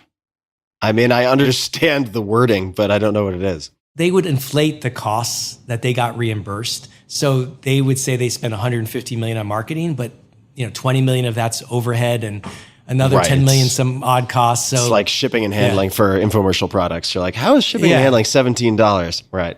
Extra handling, man. Yeah, right. Okay. It actually was important because it can eat up all your profits on a movie if you get charged too much. We had a 10% distribution fee, which is really attractive as well. I think George Lucas has the lowest I'm aware of it, 6 or 7% for Star Wars. How the hell did he get that? I mean, that was also at the time. It's easy for people to forget, but it's not like that was the juggernaut franchise that it is today. But I don't want to take us too far afield, but wow. Okay, got it. So they say, all right, worst case, we recoup. Mm-hmm. Best case, we have rights to these things you claim will be as predictable or similarly predictable to sequels. Sure. And Tim, the part that I guess with both the bankers and with Paramount is I would strongly make the case creatively for why I thought Iron Man would be a success and why the MCU, which wasn't called at the time, could be a success. And then also Avi and Kevin would come into these meetings with the bankers and with the distribution partners to talk about their experiences on those movies of X-Men and Spider-Man. So we had the sexy halo effect of producers on those movies, even though we weren't actually the full producers. And all those things, especially with the bankers, were really important. And with Rob and Paramount, I think it was more the financial trade for them, but they saw the success of Spider-Man with Sony and, hoped that they could get that upside. which they did. So why Iron Man? As you know, we've talked about this. I love comics. Yeah. I have boxes and boxes and boxes of comic books from my childhood, still cardboard backed and poly bagged, sitting in my parents' probably garage being eaten by mice or something at this point. But there are a lot of characters to choose from. You have a lot of options. Why Iron Man? We didn't have that many options again, right? So when we closed the financing, we didn't have Iron Man. We listed 10 characters. And those 10 characters were led by Captain America and Thor, this thing called Avengers, which people thought was a British spy TV show. And the Avengers weren't defined in our deal. So it could be, as with the comics, different characters in the Avengers, right? So it was sort of a weird category of a property. There was Black Panther in there. There was Doctor Strange, but nobody cared about those characters at all. That people thought of Black Panther as a terrorist group from the 60s. Doctor Strange was a small comic. I think we had Cloak and Dagger in there. Shang-Chi, which finally made it as a movie. Power Pack, which a lot of people won't know these names. I mean, there weren't that many big names. And I'm not sure we even put Thor in the beginning because there was disagreement internally whether Thor was even practical given the cost of Asgard. Mm-hmm. And so for a while, we didn't know what the first movie was going to be. I was able to get the rights for Hulk back. I mentioned Ron Meyer went to become chairman of Universal from CAA earlier. And so Ron, I knew very well. And I texted him and asked him for a meeting. And they had done the first Hulk movie with Ang Lee, which was critically well received, but not box office wise. And they were owned by GE at the time. And I said, Ron, are you ever going to make a Hulk movie? And he said, no, probably not. And I said, what about if I finance it and you distribute it? I'll give you 10%. And he said yes. And so that's why we got the Hulk back into the Marvel Universe. And that's why the first Hulk movie was made in 2008, because by making one film, we got the rights back for Hulk in perpetuity, at least as a supporting character. And also, we were splitting toys 50-50 with Universal, and that became way in our favor, and Hulk hands were our number one toy. So we were thinking of Hulk potentially as the first movie, and then Iron Man came back. And Kevin and I were both really excited about Iron Man, as was Avi Arad, who is still at the studio. He left in early 2006. And so we zeroed in on that. I don't know exactly why other people missed it. I think we were excited about was the man inside the suit. Like, we love the sexy suit of armor, like most people do, but Tony Stark is such a cool character. And if you don't see Tony Stark, you don't see how good the movie can be. And so I think that was probably the breakthrough for the three of us. Yeah, I can't remember which film it was from, but one of the Marvel films, I think it was quite a bit later, where there's some disagreement. I want to say it's between Thor and Stark. And he's like, well, if we take that suit off you, who are you? And he's like, billionaire playboy. Exactly. Oh, God, what a character. Yeah. All right, let's then walk into the next steps for Iron Man, because I feel like this is such a, maybe not make it or break it, but just such a critical project overall, as sort of a harbinger of things to come, perhaps as a signal, as a proof of concept. What were some of the key decisions or critical moments in that development phase and then moving into the theatrical release? To give perspective on that, we talked about how in 2004, 2005, it was primarily raising the money and getting distribution partner in Paramount. I was then promoted to vice chairman of the studio in that period. And in 2006, Avi left the studio. And then I was running the studio myself. And I promoted Kevin Feige, who was a young kid that was helping Avi on script notes, who I'd gotten to know very well and admired him, his creativity and his love of the comics. I promoted him to be my president of production, and I was chairman of the studio and promoted to that. I also was fortunate to be promoted to office of the CEO with Ike and John of the parent company, right? And so it's relevant because with those pieces in place, we were able to focus solely on making that film, right? There was no more internal politics. There wasn't these external things we needed like financing or distribution deals. We had that. We had the rights back. We had a clean structure in the company. And I promoted my ex-assistant into the creative realm. He became our number 2 guy creatively, Jeremy Latcham.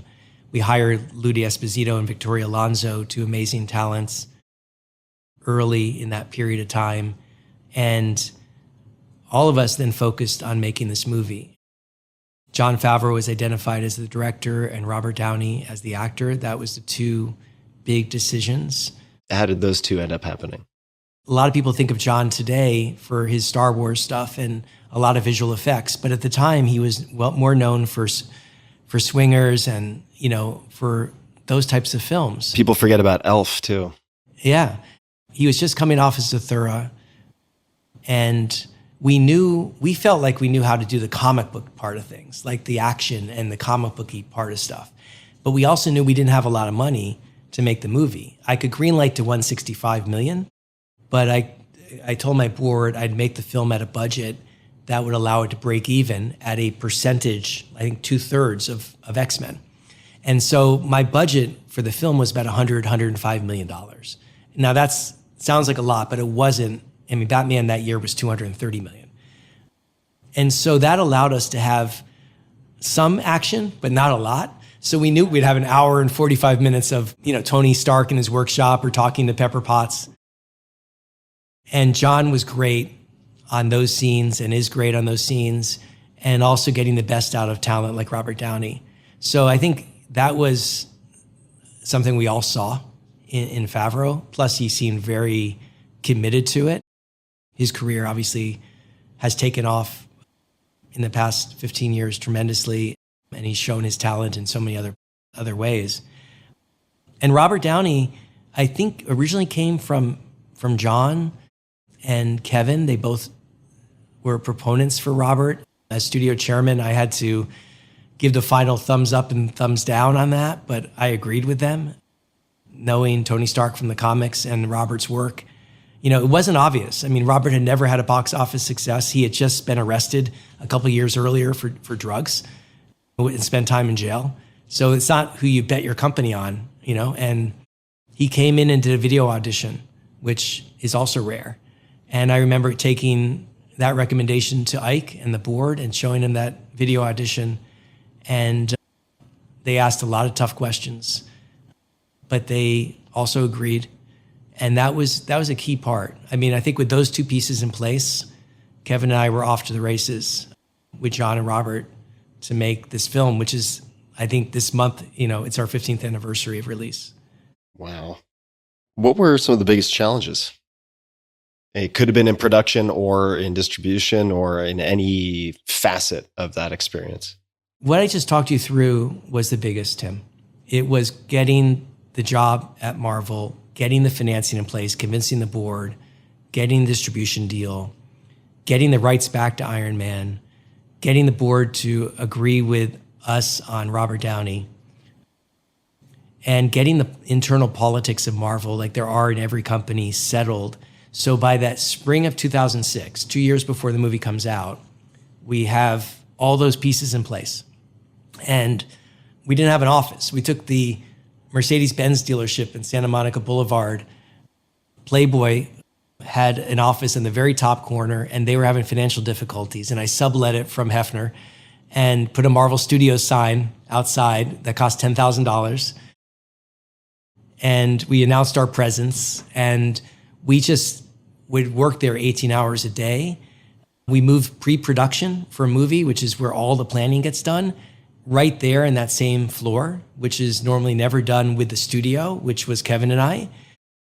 But I guess there's another thing that people should hear about, is I had this philosophy that studios, Hollywood studios, had this unnecessary layer of management called studio executives who hired the producers. So our model was there's no studio executives. We were the producers of the movie. And so Kevin and I were technically studio executives, but we were working on the film, Kevin every day, me with a significant chunk of my time because I was also co-CEO. And we didn't have that layer. So we all, with John and Robert and all the pre-production, were all together for months, planning out this film. We had a pretty smooth ride, amazingly from that point on. We took the Spruce Goose hangar by the ocean where Howard Hughes had this huge wooden hangar that he built the biggest airplane in the world. And that's, appropriately where we filmed it since Tony Stark is influenced by Howard Hughes. And that was a big decision because we didn't get tax incentives by being in California. But it turned out to be great because we were all so close and it became a set of people that were really enthusiastic. Gwyneth Paltrow joined. That was a big win. I think it was Brian Lord who called me and said Gwyneth was interested. And my God, to get an Academy Award-winning actress like her, was a dream.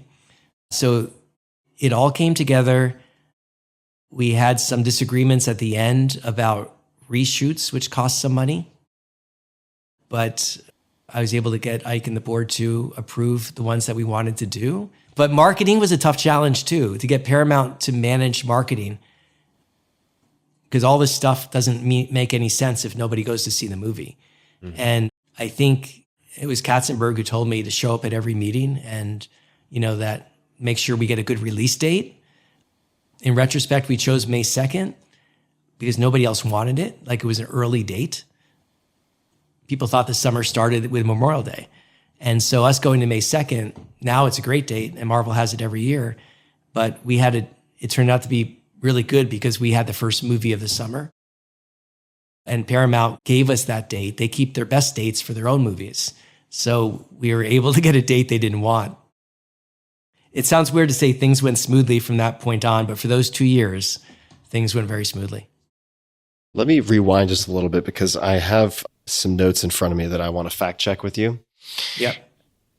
And this, you can't believe everything you read on the internet, but this is Hollywood Reporter, so you would hope that it is accurate. Yes. Is it true that you had an early proof of concept in the sense of changing Marvel's strategy with a low budget Iron Man animated film or maybe animatics? Is that true? Yeah, it is. In 2004, while I was raising the money for the theatrical films, I wanted to prove to the board that we actually could produce something.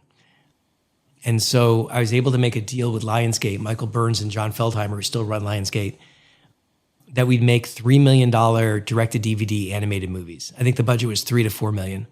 And they put up the money. We at Marvel Studios produced it. We hired a guy named Eric Rollman. For those who aren't watching the video, that was air quotes in that example. Yeah. I remember they got their $4 million back and we split the money. So we had no risk. It was like a mini Marvel Studios type of deal. And we made, I forget the order, we made a Doctor Strange one, we made Iron Man, we made Avengers, we made a Hulk one, and they all did pretty well. And so they're still fun to watch. That was our chance to creatively be in charge of a project and show the board that we could do it. Yeah. Incredible. A lot of people don't point that out, Tim. You do good research.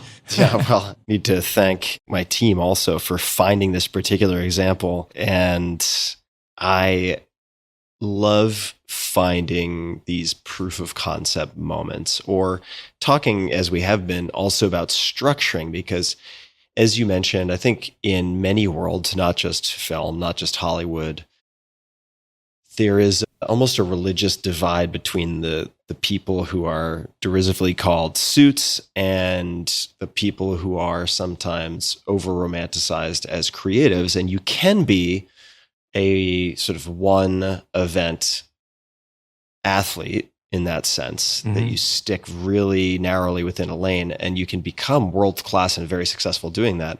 But in many cases, it's like the creatives don't get to do what they would most want to do unless things are structured by someone who understands incentives and these various provisions, right? So I find your story so compelling for a lot of reasons, one of which is you blend these capacities in a very effective way, because they could be blended ineffectively. Yeah. Right. Part of it, Tim, is I think most people, because I haven't done press, they view my role as very much the financial structuring, the distribution deal, the co-CEO role on Marvel, and less on the creative side. And I think in retrospect and talking this through with you, the biggest creative thing I've ever done in my life was that weekend and having the vision for the MCU, for having what became the universe. And just intuitively believing these characters could become a modern mythology for this world. And that's a delusional belief I had at the time in retrospect. Like I didn't realize the bar of this. And then I had to put on the hat that I had to do for each of the dominoes, you know? So if I went into my board and I just creatively talked, they wouldn't have listened to me, right? So I had to argue in their language about finance, and to the bankers about the financing, and to Paramount about their break-evens, and politically structure a studio in terms of personnel that I thought could do well. And then to manage creative people like Jon Favreau and Robert Downey and Kevin Feige, my president of production, who they all worked for me, right? I was chairman of the studio. But to get the best out of them, I learned this from my time at CA and Disney, right? It can't be because you're their boss. It's got to be because you give them the creative freedom to explore and be careful about guardrails, right? So a lot of people would say, oh, it was my idea. I was studio chairman to do Robert Downey, rather than saying, yeah, I mean, John and Kevin recommended him, right? And I love that. I mean, that's why you hire good people. That's why I'm very proud of promoting Kevin Feige. A lot of people, I think, believe, because I haven't been doing press, that Stan Lee or Kevin created Marvel Studios.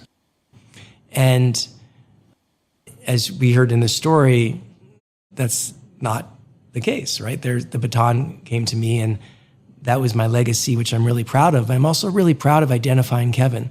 And I remember the conversation with Ike, who had never met Kevin before, in 2006. Ike's in New York, and Kevin and I were in LA. Don't you need to hire somebody? When Avi left, I said, no, Kevin can do it. He can be my president in production. And he's now, when I sold the company to Disney, I told the same thing to Iger, that Kevin could run it. And he's become, I'm his biggest fan in how he's done the films the past 10 years, and, has become the most respected creative producer in Hollywood. And so part of managing creativity is knowing when to exert yours and when to get the best out from others. I remember the biggest time I ever exerted mine was early in 2006. I think it was over Christmas holidays. I got unhappy with the Iron Man script. And the script at the time, Jeff Bridges, Obadiah Stane, who in the movie is the villain, was actually working for the Mandarin. And so there was a whole nother scene or two where we met the Mandarin in China, and he was manipulating Obadiah Stane, and there was another big action sequence. And that felt too comic booky to me, because for these movies to work, I was running marketing from Marvel's perspective. I didn't delegate that. I was going to every meeting as the chairman of Marvel Studios. I had the relationship with Rob Moore to get the best out of Paramount. Kevin was on set every day. And so we would talk about everything, of course, and I'd go to set many times, and Kevin would come to marketing meetings. But we needed to appeal from a marketing point of view to non-comic book fans. Otherwise, we would have died. Like only 4,000 or 5,000 people read Iron Man comics. So I needed the movie to be appealing to my mom, my girlfriend at the time, the whole world. And so it had to be a classic story about a man changing his life who happened to change into being a superhero and making other big decisions. And so my spidey sense was the story was getting too comic booky in Act 3, and we needed to make it more Shakespearean, where the father figure of Obadiah was the villain.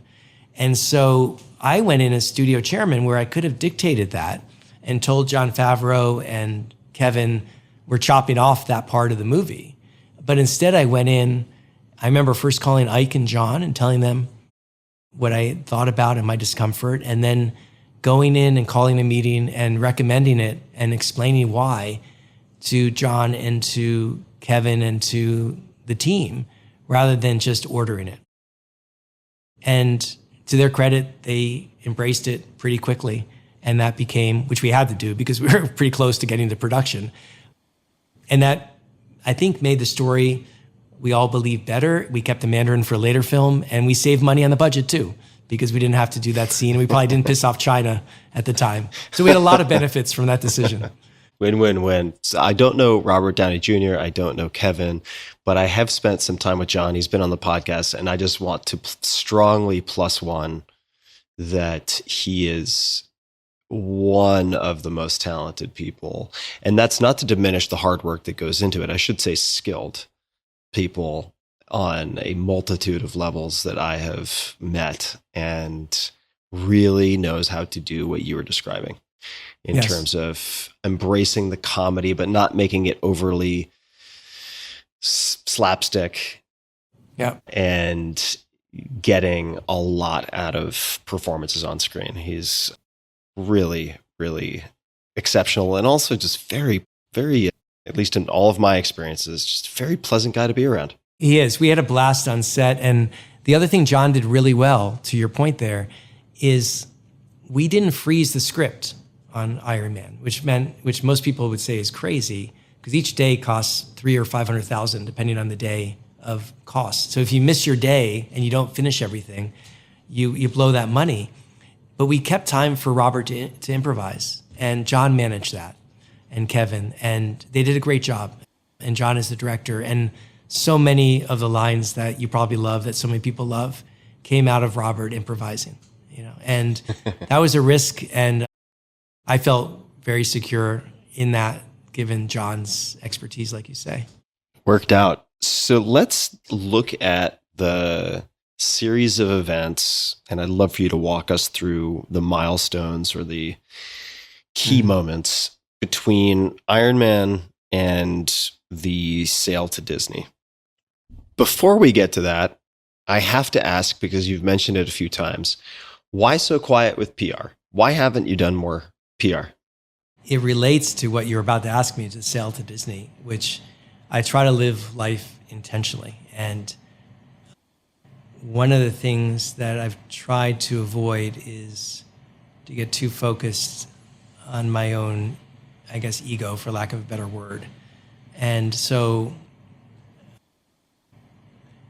one of the reasons I sold the company to Disney, one big reason was shareholder value and get the best price. And the other was, me personally, I was okay with it because I wanted to venture away and do new challenges. And we can get back to that. But I realized that if I opened the door on the PR side, it would just be a route that didn't interest me at the time. And I'd be talking about the past all the time. And I fortunately did well with the sale of Marvel to Disney. And so obviously I could have afforded PR people, and I just never did that. And that was my reason. I just thought it was unnecessary. I didn't realize, Tim, at the time, it's a different discussion. I always thought truth always prevailed. And, we've learned in a lot of parts of our lives in the past, 8 years that truth is fungible. And so it was something where, by being quiet, there was a lot of confusion about all the stuff that we talked about. And I found my story essentially being somewhat rewritten out of history, which is really weird when it's, 8 years of your life and something that was your vision and dream, to the point of articles being written where they just didn't even mention what we just talked about. And one famously in the cover of Vanity Fair a few years ago. And the same author of that article is writing a book that's coming out on the history of Marvel Studios, coming out in November, Joanna Robinson, who now has done her research and knows the story that we've talked through and realizes the mistake that they made. So the past couple of years, I've realized two things. I mean, one, I enjoy telling the story. It's a big part of who I am. My friends knew, people like Brian Lord and Kevin Huvain, and my Hollywood friends knew, and the people in Hollywood that mattered. But even in many cases, if they don't see it written and so on, it gets confusing. So I've realized that if you care about something, it's important to be part of the narrative. Luckily for Marvel, it's so big and has done so well that there's plenty of shine to share, you know? Yeah. As I mentioned, Avi, I give him full credit for the license deals, of which I would not have been able to open some of the doors I did. And Kevin, I'm his biggest fan, but I'm proud of my vision for Marvel Studios and where it came from me. And whether it's my future wife or it's people listening to this podcast, that's part of who I am. I'm proud of going there and making it happen and putting on all those different hats that we talked about that were needed at the time. And I'm proud of handing the baton to Kevin and the sale to Disney. And so there's enough great credit for everybody to have. And hopefully everybody sees that once all the facts come out. You know, this is a big step in talking about PR. And it's fun to tell the story to people. There's so many different angles to it. And the other part that's been a big influence is when my mom was recently sick, a lot of the doctors and nurses and other people around her, I'd have time with, and I would tell them the story. And I realized how it affected their lives. Like, they'd go home and tell their kids they were with the guy who founded Marvel Studios, and not everyone gets to, you know, meet us and have these discussions. And I realized Marvel brings a lot of joy in people's lives.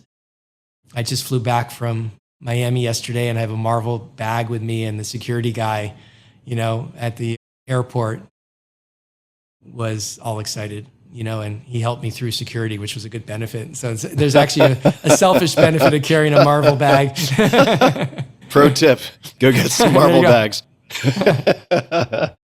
I'm really glad that you're willing to take the time to have this conversation. I'm having a lot of fun. I'm learning a lot. I'm taking notes. Not only about your entire journey with Marvel, but I'm going to watch all that jazz. And there's more, of course, in the notes. But let's talk about Iron Man to sale. And you can walk us through that in any way that makes sense. And I'll leave it to you to guide us. So as we're making the film, I mentioned that things went smoothly from spring of 2006 to May 2nd, 2008. They didn't really go smoothly in terms of people's perception of the movie. They went smoothly in us making it, us feeling good about it. But nobody really believed. Our stock went down for 4.5 years. So I came in, my options were at $19 a share. When Iron Man came out, I think the stock was trading like $18 a share. So, and I was, not for lack of trying, I mean, I was on CNBC, you know, touting Marvel. Ike famously doesn't really care about press, but even he agreed we should do press. And so we had articles in Business Week at the time, and Fortune and Financial Times and all these other places. New York Times as well, a famous article that I keep by my office door, which talks about all the risks about Marvel. This was like a 2006 or 2007 article. At the end of the article, I'm like, David's, you know, we're doing this really in a smart, creative way, and people are going to love it. It sounded like I was crazy on the street, you know? So even Paramount projected we're going to do about 40 or 50 million for the weekend. And my board came finally to LA. They didn't care about it really too much, like from that point of view. But we had the premiere. And I remember my board telling me that Kevin and I would get, I think it was a $500,000 bonus each if the film broke even. And so that was my own company, was like, hey, attaboy, the way to go, breaks even, we'll make money on the toys, you know? And so it wasn't like there was, I think we were immune to it. I think Kevin and I, and I think John and Robert, we were so immersed in making the movie and we felt so good about it that for some reason, that lack of confidence in the Wall Street or otherwise didn't affect us too much, but it was there. It's important to realize that because I was having lunch with Bob Iger probably once a year since I joined, and Kevin Mayer, and I'd wear my Spider-Man tie and stuff like that. But it was only after Iron Man came out that I really start thinking, where does this company go? And we had Hulk coming out a month later. And that film, a lot of people misunderstand. They're like wondering why we did it. And like I said, we did it to get the rights back for Hulk as a supporting character in movies like The Avengers. And we had to make that movie for that. And we planned the budget of that movie to do break even as long as it did like the first film. So we weren't expecting it to break out like Iron Man did. But the night Iron Man came out, I was at a man named Ron Burkle's house, who had become a mentor and still is. And I got a phone call from Rob Moore that at like 6 p.m., hey, we're going to do 60 million. And like an hour later, 70 million. Every hour went up 10 million. And finally it hit 100 million at like 10 p.m. at night on Friday night. And I knew, things had changed for Marvel. They changed for John, Robert, Kevin, and I. What a night. Can I just pause to say, or actually pause to ask, like, what did that feel like? What was your experience as you're getting these updates hour by hour? It was, by the way, it's still unreal, like telling the story to you. Like, I still pinch myself every day that I was able to go from reading Iron Man comics to like having this crazy dream to making Marvel into what it is today is crazy. And kids ask me, how do you do that? And I just don't even it doesn't happen, right? And so when Iron Man came out and we knew the number, the adrenaline was just huge. Like, we had just had the premiere, people seemed buzzed about it, but until we got that box office number, you get really busy. Like, you have to give quotes right away. And we had a Wall Street analyst meeting coming up like that next Tuesday. And so you get busy doing things, but I probably didn't really celebrate it till later in the summer, We did have a dinner this year people might be interested in. So I organized a dinner at Mr. Chow's, famous restaurant in LA, in Beverly Hills, with Jon Favreau, Robert Downey, Kevin, and myself to celebrate. And it was like a couple weeks after Iron Man opened. And Kevin and I had suggested to Ike that we buy cars for Robert and John as presents for them. And we had worked with their wives to figure out what cars they want. And so Favreau had picked this Mercedes and Robert a Bentley. And so at Mr. Chow's, we swapped Favreau's car. So he drove in with whatever old car he had. And we knew he's going to get his Mercedes. And we brought Robert in on the joke. So I'll come back to that in a second. But at dinner, we celebrated. And I said, guys, I will greenlight Iron Man 2 if everyone around this table, and I looked at John and Robert and Kevin, commit to making it so we can release it May 2nd, 2010, or whatever the equivalent weekend was, which is really quick for a movie with no script. And I think everyone was sort of surprised, right? And things don't just happen that way in Hollywood. So a lot of what we did in this movie was like film school, right? I mean, Natalie Portman, I was introduced to by Leo DiCaprio. We wanted Natalie to be in Thor. She had no desire. Kevin Huvane was her agent to really be in it. And then he knew I wanted her in the movie, and he was bowling with her one night and texted me to get dressed and come out to a midnight bowling in Hollywood. And he introduced me to her and said, you two should work together. And so it was really like kids in film school. So it all worked out for everybody. So we did celebrate. And then at the end of that night, we gave John his new car. But the funniest part was Robert was in on the joke, but there was no car for him. Mm-hmm. And we did that on purpose so that he'd get like, where the hell's my car in his mind, right? Mm-hmm. And so we waited a week so he'd be like wondering. Oh, brutal. Yeah. His wife told us when he was taking a nap one afternoon, and we brought it into his driveway. So when he woke up, he saw it in his driveway, which was fun. That's incredible. That's so fun. So we had fun with it a bit. Yeah. So you mentioned these regular meals, I think it was, with Bob Iger, and then you mentioned Ron Burkle, who's become and still is a mentor. Yep. I want to pick up on those two. What was the context of meeting with Bob on a regular basis? Was it just to keep in touch, to swap stories, to give news from the front lines in your respective worlds? What was the context? And stepping back for your audience, it wasn't just having meals. Like, I called Bob a couple times with business proposals. One of the time I said, let's do animated movies 50-50, Marvel, Disney. And that didn't go anywhere. We had a habit of talking about business opportunities. But our stock was so low in February of 2009 that I didn't raise a sale at all.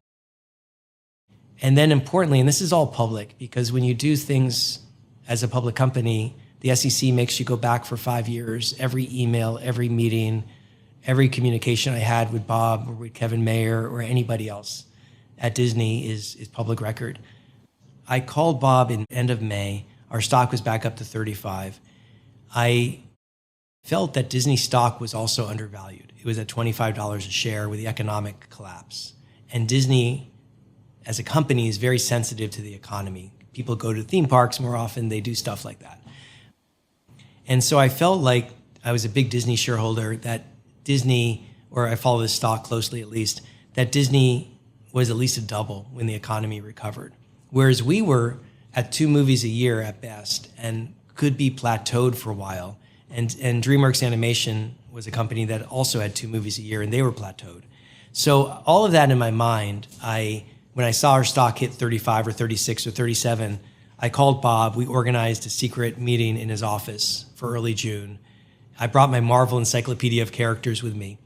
And that's the meeting where, this is news for your listeners, there was 2 deals that we had on the table that would have encumbered us. Encumbering means we would have tied up our rights and been way less attractive for a potential purchaser. We were about to extend our distribution deal on the movies beyond what Paramount had to another studio. I won't name them on this thing yet, but we were very close to doing like another 10 or 20 movies to them. And we were about to do a kids TV network with Discovery and Hasbro, which ended up being called The Hub. So I remember David Zaslav at the time and Brian Goldner, the CEO of Hasbro, recently passed away. The 3 of us were working on this and I was working on this other deal. So I knew that there was a window to sell the company, that 6 months later, we'd be way less attractive to Disney or anyone else because we'd be committed to somebody else in TV and to somebody else in film. And I was gun shy. I knew how easily a deal can fall apart from my previous time suggesting this at Disney. So all of that was in my mind in June when I went to see Bob. And I remember telling Bob about our TV deal and with Discovery and Hasbro and him saying, hold on, let's do a TV deal at Disney.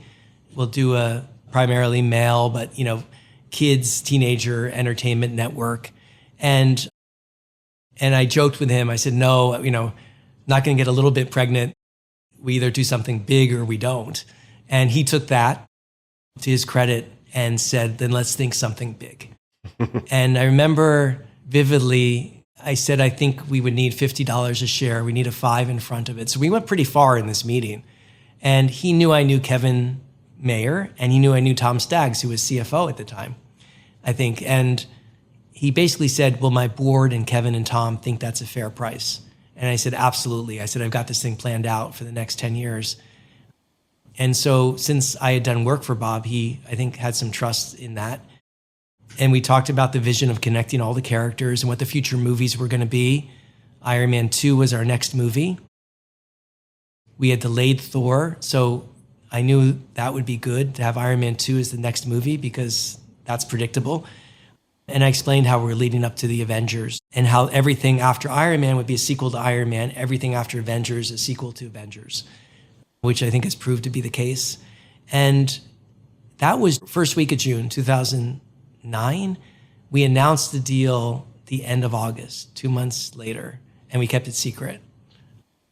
And they ended up paying, I think it was 51 a share, and we got 40% of it in Disney stock. We wanted 50%. And so that was a great trade for our shareholders and turned out to be one. And, Disney got up to 180 or 200 at some point. Now they're close to 100, even with their correction. And so I remember meeting with Kevin Mayer right after that. We didn't even have a banker.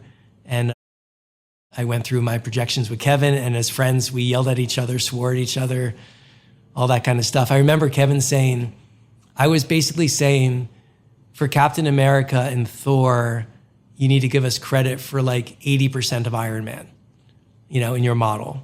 And he's like, no, it should be 60%. No one cares about those characters, whatever. And then I said Iron Man 2 should be like 110% of Iron Man, and Avengers should be like 150% of Iron Man. He's like, no, Avengers is a new movie. Like that should be like Captain America or Thor.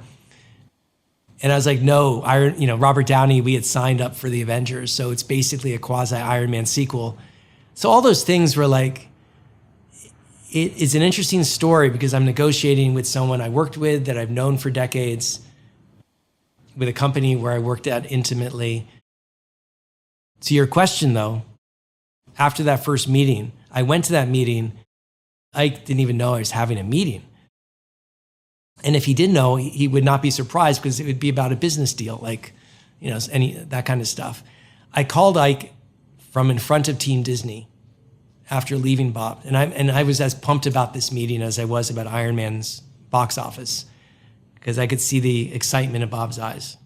It turns out that they had internally been reviewing options and Marvel was on their list, though they hadn't proactively contacted anybody, including myself.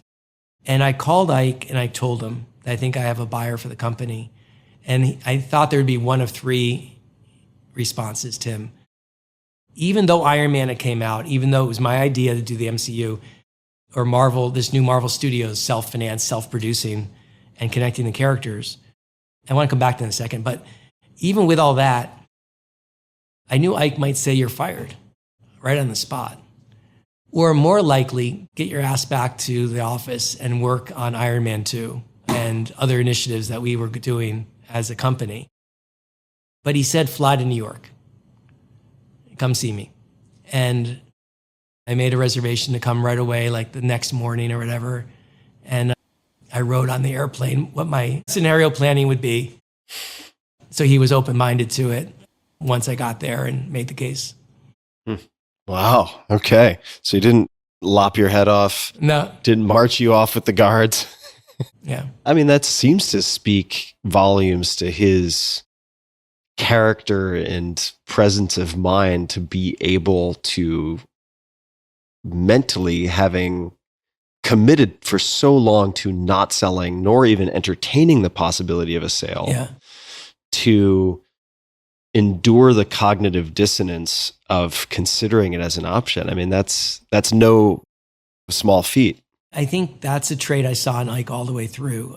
He's notorious for being very fiscally conservative, and some people mistake that for not being supportive of major decisions. And he did hire me and gave me a chance with Marvel Studios. And here he gave me a chance. He still wasn't convinced, but he at least wanted to hear my case. Yeah. And it took a while to convince him. And then the major thing was Bob and Ike had to get together. And so in the meeting with Bob, I remember Bob said, what do we need to do? He even asked me, what do you want out of this, David? And I said, no, you have to make Ike happy. Like, that's the person that has to be convinced. And I had basically, understood from Bob that if Ike didn't want to do something, that this wouldn't go anywhere. And so I arranged a meeting in New York where Bob came to the offices at like 9 o'clock at night, and he and Ike, I let them go to dinner. I kept back and I didn't ask to go, and they had a wonderful dinner. And I think this is public. Bob had Steve Jobs call Ike and talk to him how well Bob preserved Pixar's culture after the sale. So all of that really helped, get this across the finish line. Incredible. What a story. Wow. What a wild adventure. How does Ron Burkle fit in as your mentor in all of this? Rob's been a mentor and a dear friend. And maybe just in a snapshot, explain just enough background so that people can sort of conjure an image of someone. Ron is most famous for owning Ralph's grocery stores. He started as a bagger and became the owner and became a billionaire through that and other investments. And he's notorious as a very savvy investor and a very hard businessman to, in terms of the terms that he requests for investments. And we met, I don't know exactly where we met, but I think we met at one point when he was interested in buying Endeavor when I was working with Ari in the early days. And that deal didn't go anywhere, but Ron and I became friends. And then he watched my career at Marvel and the relationship grew deeper. He had Leo as a mutual friend. And so we had social acquaintances in common as well. But the intersection with the Marvel story is I was at his house for a party that night when the box office came out. The night before Iron Man came out, we actually, Kevin and Robert and John and I went to theaters together to see the Thursday night shows. And that was a blast because it was the first time we saw a live audience watching the films. We didn't test market these movies at all. That was exciting. We wanted Robert to sell tickets, but they wouldn't let us have him do that. Why didn't you test market? I'm curious. So no test audiences. It's very atypical. We could have really blown this, Tim. We went a lot with our instincts, the collective group, and I'm trying to remember if we ever had one. I don't recall it happening. No. Wow. So you mentioned the dinner, the turning point dinner with Bob and Ike, and then a lesser known fellow named Steve Jobs calling Ike to talk about Pixar.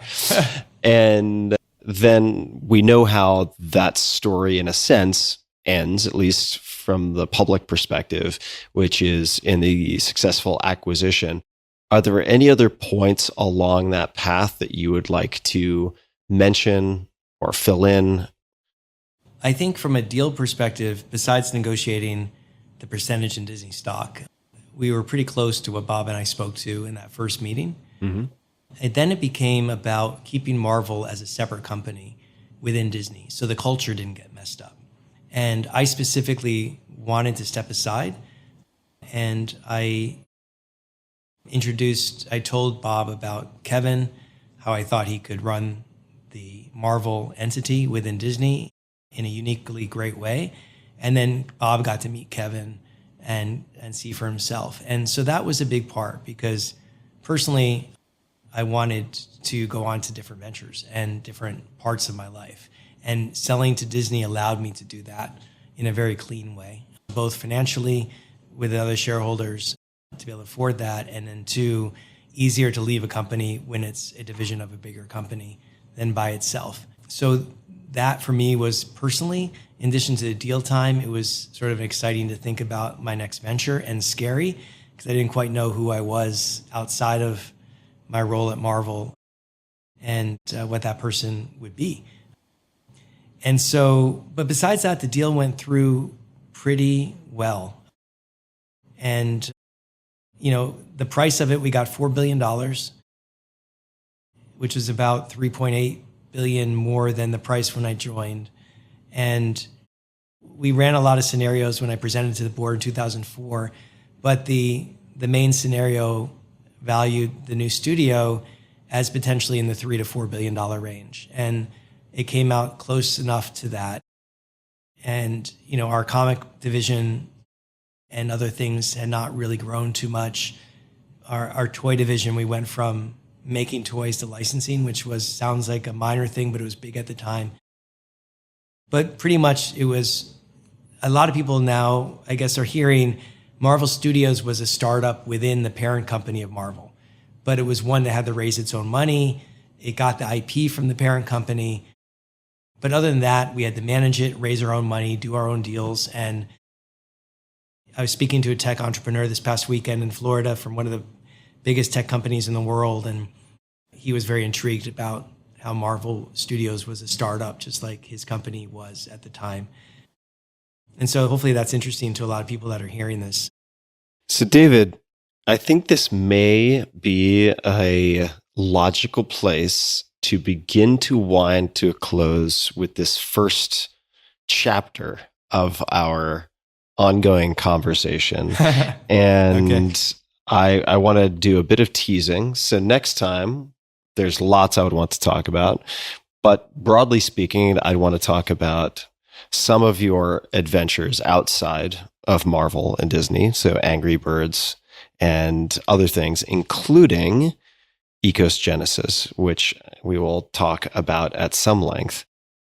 And also how people might think about building a universe, constructing a universe of characters. What are the necessary steps, common mistakes, etc., that you might be able to share as lessons learned or things observed? And I would say I'll ask you two of my favorite rapid fire questions. The answers don't need to be rapid fire, but The questions are intended to be short because I can be very long-winded with my like 17-part questions. This lead up is an example of that. So the first question is, what books, if any, have you gifted the most to other people or recommended the most that come to mind, or gifted a lot or recommended a lot to other people? Are there any books that come to mind? I might have to think about that for the next session. Yep, we can come back to it.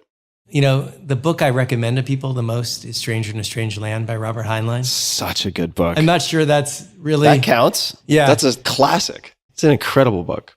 It's probably the live action movie I would most like to make as an individual movie. You know what I mean? Oh my God. Which could be interesting. That could be interesting. All right. Let me ask you maybe a close cousin of a question, which is not one of my rapid fire, but are there any properties, characters, stories that you're not thinking of pursuing yourself that you just hope someone excellent out there makes into a film or some type of immersive world outside of its original format? I love how you said film or some other type of immersive world. I think that's very savvy, by the way. And we can get into that in the next discussion, because I don't believe launching the next universe is going to happen like Marvel did through theatrical film. I think it's going to start with something else. And most likely will, because of the way the world has changed. And so I think the question and the topic, as a tease for this next thing, when I left Marvel, I had to figure out who I was from a person point of view. Like, would people still want to talk to me if I wasn't running Marvel Studios, right? Would I still be able to go to restaurants and things like that?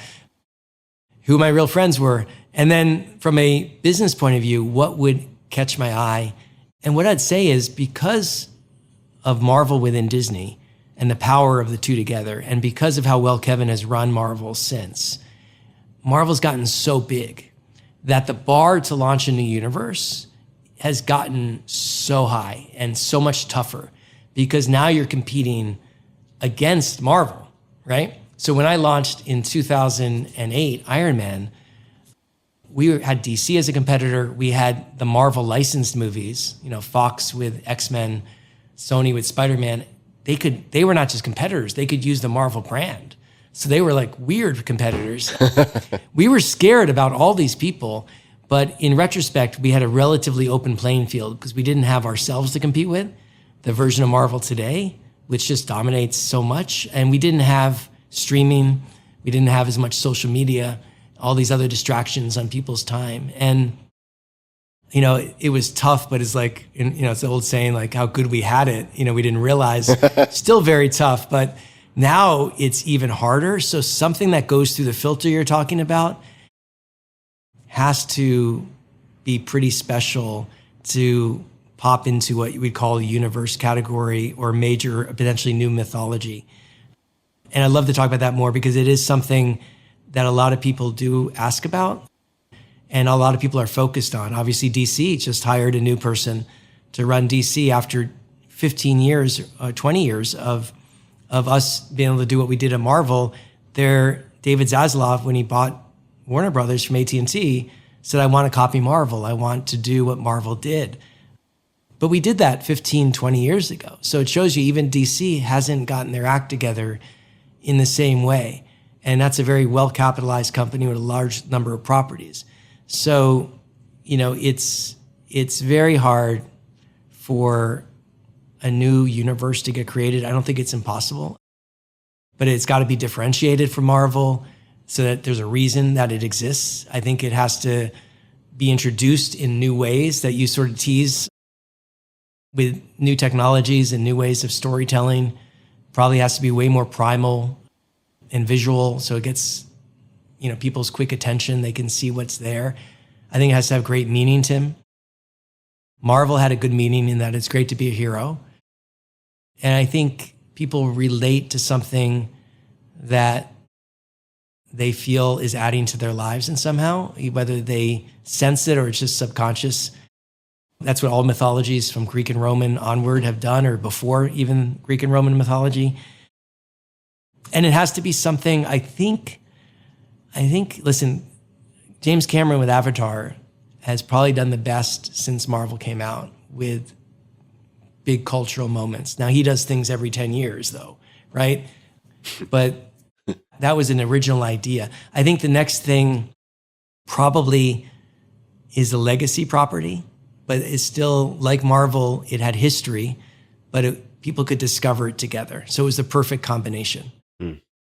And I think people love to discover something with their friends, and the idea of the new band or something in new technology, like there's just something great. You know, I hear you and Kevin talking on podcasts and like two friends discovering things together, whether it be pipe smoking or whether it be something else. And it's like, yeah, but there's something fun. Like pipe smoking is a good example. That's a legacy activity that we understand our grandparents did and people before them, but it still felt new when you talked about it with Kevin.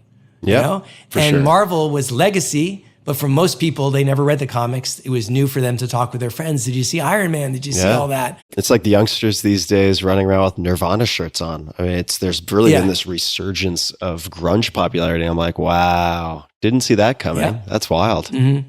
Yeah, and if there's no legacy, then it's just purely new. Like you don't get into like the geekiness of like with pipes. How was it done 100 years ago? And look at this pipe is collectible or whatever, you know? Like you don't have all that. And if it's completely legacy, but it's so big, then there's no thrill of discovery, right? So it's the balance on the scale of those things. You know who I think did a really nice job? This is within serial television, but Stranger Things, because they were tapping into all of these hot button passions from decades ago, but at layering on top of that novel storylines.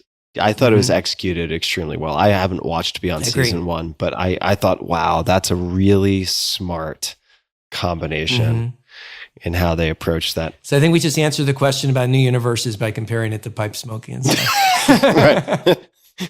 Any other questions? I'm going to skip my other question. I'll save it for next time, which is the billboard question. I'll advise you in advance so that you have some heads up. But is there anything else you would like to add before we come to a close? Anything else you'd like to make? A request of the audience, comment, recommendation, philosophical note or two, anything at all? I appreciate that. And I will think about that also for part 2. But I think we went into a lot of details about what happened in 2003 through the sale to Disney in 2010, whether it be financing or distribution or the sale. And I think stepping back for a second, there was also a simple pursuit of something you really believed in and that you're passionate about. And when I think to myself, you know, what happens if I didn't go to Marvel, or if I didn't take that meeting, or didn't hire me, or if I took the Michael Jackson didn't get arrested. Thank God for the timing on that one. Not being halfway through that. You know, the butterfly effect of no new Marvel Studios for Disney to have, for no Avengers movie, because one of the things we didn't talk about is if the movies are all licensed at different studios, they never get mixed together. So to create Avengers, to mix the characters, we had to own and keep the rights ourselves. And so just legally, these characters would never be mixed together. And there wouldn't be this interrelated universe. And the ripple effect and everything else is so big. And I do think as people think about their lives and they think about their decisions, you know, we all have that butterfly effect somehow, you know, almost every day on decisions we make. And that might not be as evident as no Avengers movie or something as big culturally. But it's exciting to realize that your life has that potential in your own personal life. You know, you and your focus on health had a butterfly effect on me getting healthy recently these past 6 months, and a mutual friend hearing that story and introducing us, right? So even this podcast comes from that chance event happening.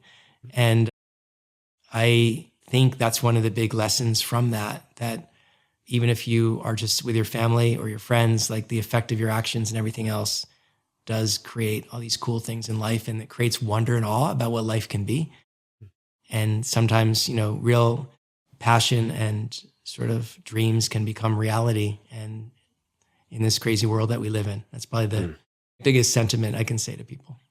What a great place to wrap up also. Hear, hear. So thank you, David. It makes me want to get out there, get after it, or just sit down and do some doodling because you just never know where it's going to go. That's true. And these huge things often start off just as a glimmer in some handful of neurons, and then look at where that's led. What a wild story. And people can find you. I'll link to all these in the show notes, but on social and other places, they can find you on Twitter at Maisel David. That's spelled Maisel David, David. They can find Ekos Genesis at Ekos Genesis on Twitter, EKOS Genesis, for people who want a preview of part of what we'll be discussing next time. And the website for that is ekos.io. And so nice to spend time with you, David. I really appreciate you blocking out the time to have this conversation. I feel the same. It's been a pleasure talking through this stuff, and I look forward to part 2. Yeah, more to come, more to come. And for everybody listening, as always, we will have show notes, links to everything we discussed at tim.blog/podcast.